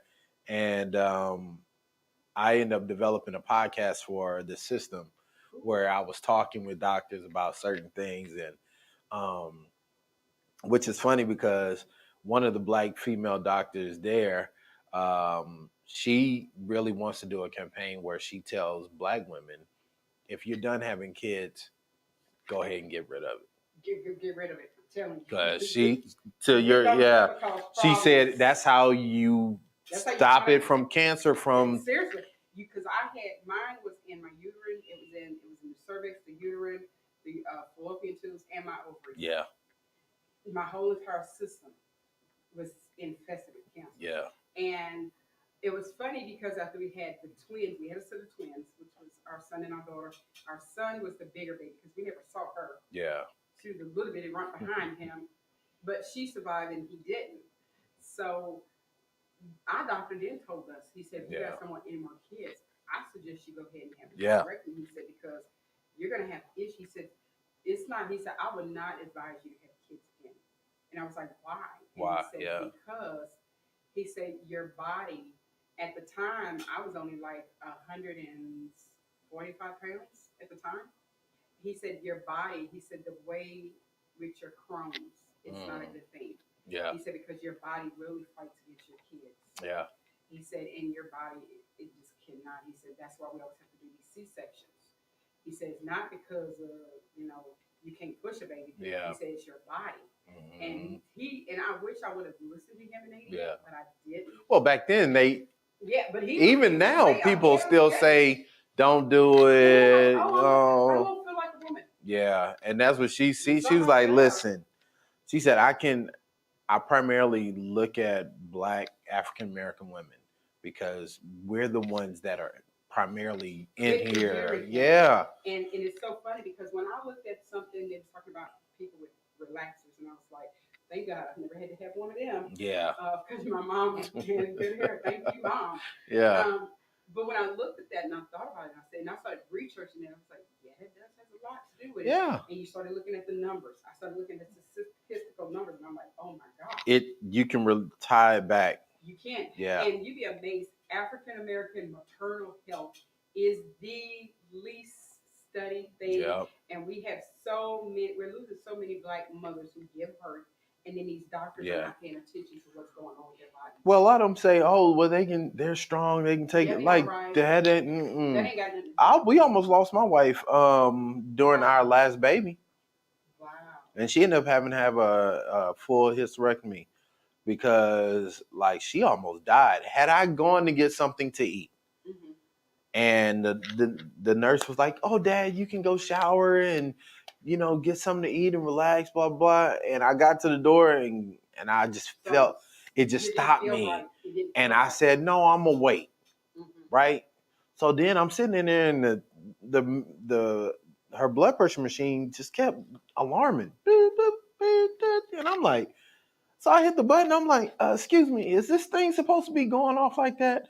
Well, sometimes you'll hear it after post delivery. So I'm like, she come hit the button, turn the alarm off. Mm-hmm. 5 minutes later, it would just then I kept looking at the numbers going like dropping. Yeah, dropping. So she was bleeding. She was bleeding out.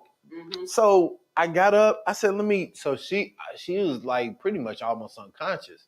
Yeah. At this point. So I got up and I was like, let me put another blanket because she's always cold. So I go to put the blanket on her and I kiss her on the forehead and she's like cold. It's like popsicle cold. Mm-hmm. And I'm like, something ain't right. Yeah. So I go to do it and I pulled the covers back because I'm trying to touch her body to see. It looked like somebody took a bucket of red paint and just. So I go hit the button. I need help now. The young nurse comes in. She freaks out. Mm-hmm. Oh, I'm so sorry. Because she now realizes. That's why her pressure was dropping. Yes. She was losing too much blood. And she's, I'm sorry. Thankfully, this is how I know God works. One of her childhood friends was on shift. Mm-hmm. She was getting ready to leave. I go out. I said, I need some help because she panicking. She ain't doing nothing. I don't need you to apologize to me. I need you to work. What is going on? So her friend comes in and said, what's going on? I said, she's bleed. There's blood everywhere. Da-da. So she runs into action. She tells the girl, she claps and hey, focus. We have to save her life. Mm-hmm. Do this. So they get to going. She hit cold blue. Mm-hmm. Dad, she told me, I need you to step back over there. We got it. If we need you, we'll da-da-da. So they start doing the thing. They checking her. Her pulse is low. I'm hearing all this. It's like slow motion, but it's going fast. And I'm like, oh my gosh. So then they were like, well, we need to get her on a new bed, get a new gurney, da-da-da. So then we get her on the new bed because they don't want all the blood everywhere. Our doctor, her OB, was in the parking lot about to leave. Get him on the phone. We need him back. All of this. Dr. Taylor, who we see all the time and thank God for, her heart, with stress, there's no blood. No. So all this stuff, he goes into motion. They take her straight into surgery. Like, it was crazy. By the time they finished saving her life, I didn't recognize my wife. Like, swollen. Yep. Because they were like, they had to bring her back several times. And they were like, we were just hoping like she was going to fight through. She did. Mm-hmm. But I was telling, and what was most infuriating was they told me, and I'm like, how do you have the nerve to tell somebody this? If she had died, you could have sued. But because she lived, and y'all were negligent. Oh no, you should have still sued. You should have come out on you. I'm telling you, every lawyer, and we tried to go look at lawyers, like, but because they get kickback. Oh, yeah. Because he showed got we sued. We actually sued the government. We sued the Air Force and won because when we was having my older daughter, we were stationed at Keesler, and I told my husband, I said my head's hurting real bad, and we went by my mom's to eat lunch, and Mama said, I said I can't eat. I said my head's hurting too bad, and so I told my mom, I said I think I'm in labor. So we went down to the hospital, and then it was just my pressure. It just kept rising and rising and rising, but I kept blanking out. I kept Passing out, yeah. And then they put me on a monitor thing, and then they said we got to do emergency C-section because we're losing. We don't have her heartbeat, and we don't have the baby's heartbeat. Yeah. So Nothing. they did the emergency C-section and get her up and down, but when they did it, they cut my daughter's face. And literally, let me be honest, I had no anesthesia. Because when they started doing the cutting me, I said, hey, I feel that. I woke up and I could feel it. And he said, I'm sorry, but we do not have time to give you anesthesia because your daughter is in distress. We're about to lose her. What? So I did the entire. No way. Yes, with no anesthesia. Yes. And so, and I was screaming literally. I know. Hurting. I was in a lot of pain and I was screaming. I've been in surgeries where people wake up and my husband was out there. They said my husband was about to lose every stripe he had. Oh man. Because he was going ballistic outside the door, outside the area. And so hearing my wife scream, oh man. He told me, he says, okay, we got a little issue. You know, we had to do it so fast, but we cut too deep and we did cut your daughter's face. And my mom was like, she was telling my husband, you're going to lose stripe shift. He said, I don't I already know. I don't care. Hey, that's the last thing I'm concerned with right now. But if they would have looked at my chart when I came in to the emergency room, then they took me up to delivery. They would have looked at it. They had already told me that I needed to do a C-section. It was already going to be scheduled for the following week. But my pressure kept rising so high. And then when they told my husband, they actually went out there and told my husband, they said, your wife has suffered a stroke. And we don't know which one do you want us to save. And my husband said, which one to save? Save my damn wife. And if you can save my child, you save her too. Yeah. Save my damn wife. But like, what are we talking about? What are you talking about? What are we talking about? Oh my gosh. Like I said, when I woke up, they were already cutting. And I was like, hey, I feel that. And he said, we can't give you nothing. He said, we already started. We can't stop. We lost your daughter already. So them telling me they had lost my daughter, I went hysterical. Oh, of course. Okay. And by the time they got, I think halfway through, I passed out again because my pressure went so high. Oh my goodness. So when everything was over, my head's hot. Just thinking about that. My mom called Michael, who is Mr. Hardy's son. He's an attorney. So Michael said, I'm gonna get in touch with you guys, Ben Galloway. So Ben Galloway, we sued him. Wow. The negligence of not reading my chart properly, making me be in labor all that time, knowing the problem that I had, and then the cut on my daughter's face. And we sued him.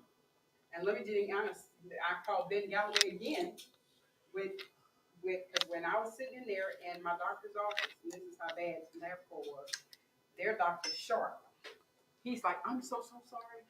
We have been working, 18-hour days. Listen, I'm so sorry. Keep him in it. Come on. He was admitting it. Yeah. And what he didn't realize, Dr. Alexander, what she was doing, rest her soul, because she passed away 2 years ago from COVID, she was recording it on her phone.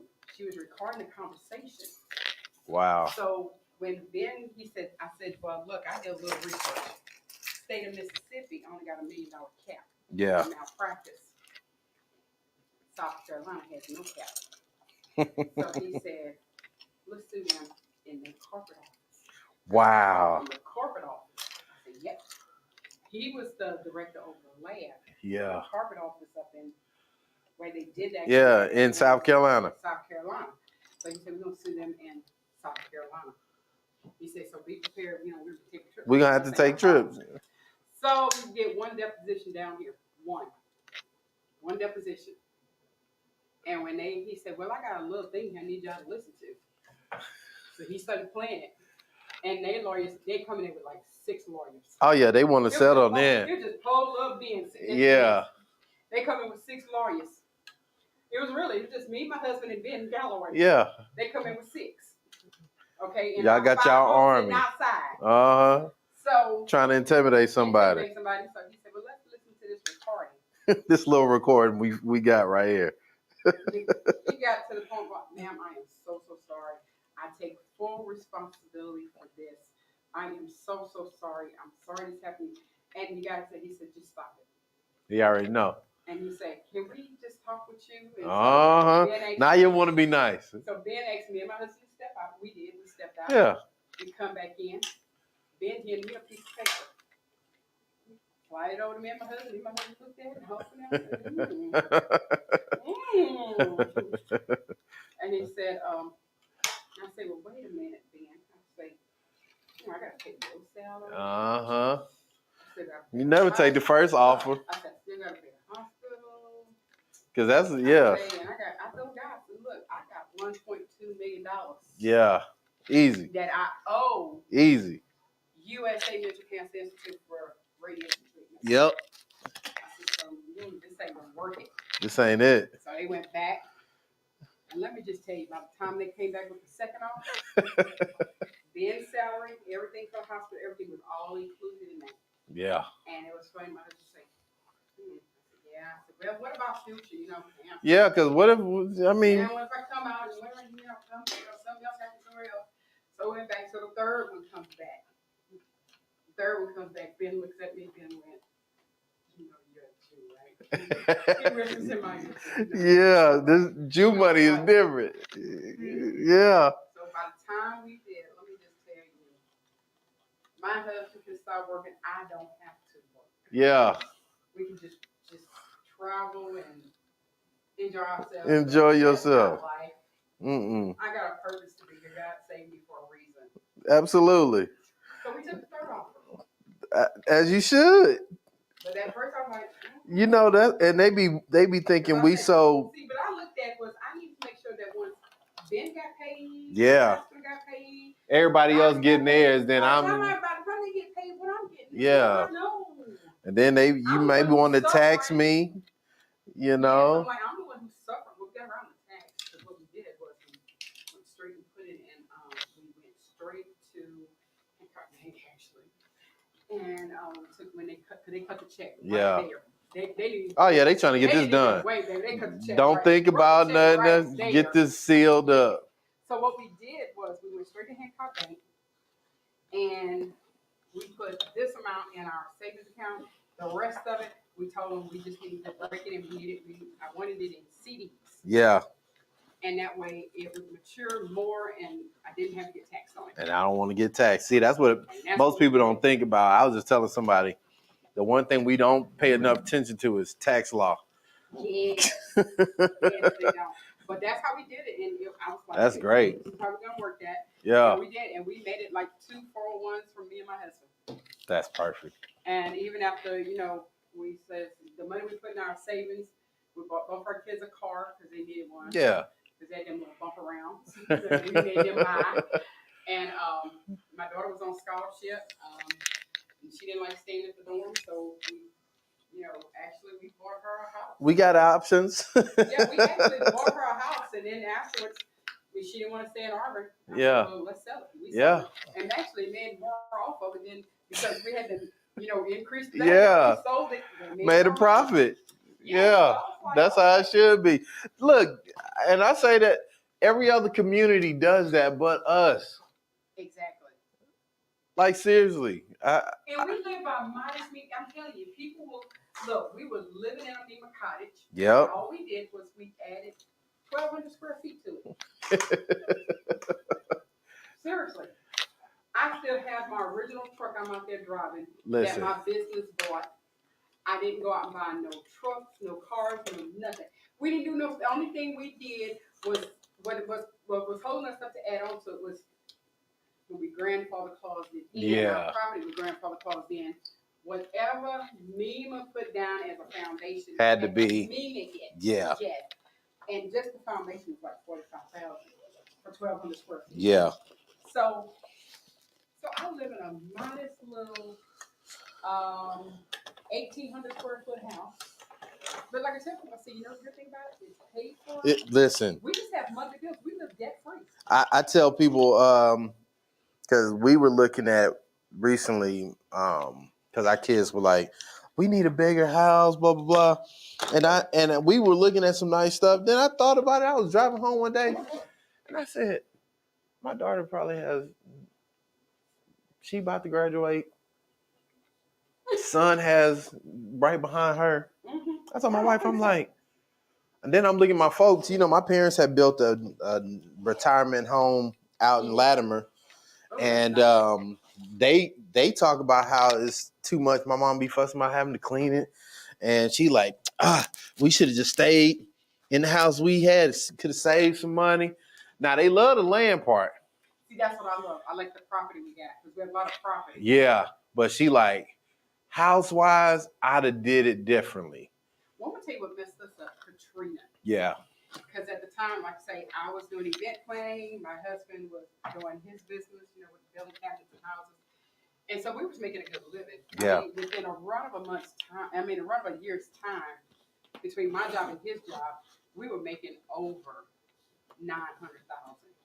Yeah. Literally. Okay, together. And so we bought this property. We had bought it years and years and years ago because my children don't want to be on the buy yet. So it's okay. So we started building the house. Yeah. We built that house. We built a 4,000 square foot house for $220,000 out of pocket. We did all the work. My husband built the cabinets, everything. We had just got the letter of occupancy to move in. That Friday, Katrina hits on Monday. Okay, here's the funny part. We're on the north side of the bayou. Oh my gosh. So when the tidal wave rolled through from the beach and come all the way through, like an angry man. It took our house. We still ain't found the boat or my daughter's truck. They found neither one.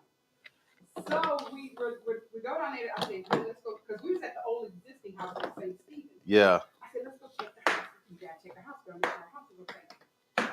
We get down there.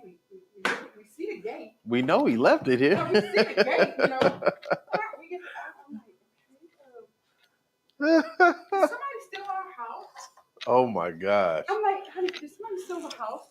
All we had was the foundation. No. We didn't even have the pier was gone, the boat was gone, the little shed thing that covered the boat was gone, my daughter's truck was gone. I'm like, say, did somebody steal this? Cause how you just? But then when I looked over at Bill Adams. Yeah. Their home was gone, and they had a 3-story house. Okay, Lord. The ones to this side of us, they had like a cute little 2-story house. They had just built it. Theirs was gone. I was like, but I could look across, you know, the bayou. Yeah. And the other ones over there in Timberridge still had houses. Yeah.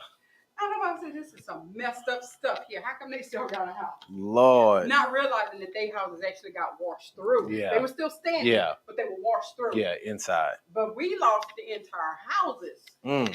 And I told my husband, I say, I can't believe this. And then we had our daughter was graduating that year. She was graduating, and I was like, she was graduating in 2006. Wow. And I told my husband, I said, you know what? God just told us. We got a daughter that's graduating. We got one that'll be graduating in 2007. So, yeah. Guess what? This ain't it. We didn't need a house this year. That's how I look at it. Now, everybody else is like, girl, I'd be mad. I'd be upset. I said, I saw it as God telling me we didn't need a house that year. And because it was too much house for just 2 people. Yeah. And so I told my husband, I said, well, okay, we're going to stay over here on St. Stephen's. So and then we went back to the St. Stephen's house, and then they came around and could get dead. Because the downburst hit the back half of it. Oh, my goodness. So we couldn't stay there. I said, okay. So we moved out, and we stayed in our front yard, believe it or not. Until I saw, my daughter got sick because she had orbital dysplasia. And it's not enough air sacs in her lungs. Yeah. So she got sick and she had been in the hospital, and I saw G. Taylor, which I just happened to know him. because I did his wedding. Yeah. And I said, geez, how can I get one of them trailers? I said, because my daughter's doctor will not release her to go home until we have something more stable than Yeah. a tent. Then a He tent. said, okay, here, call this number. If they don't have you a trailer here in 3 days, you call me back. I called him, I called the number. Yeah. 2 days later, You I had he said, hey, we got a trailer. got a trailer. And I was like, what kind of trailer we got? He said, we got a trailer. Yeah. We ain't got no trailer. Yeah. We got a trailer. Yeah, we got something. So they put the trailer on the property. We tore the rest of the house down behind it. And then when the cottages came available, we went down there. We got one of them. And it was so funny because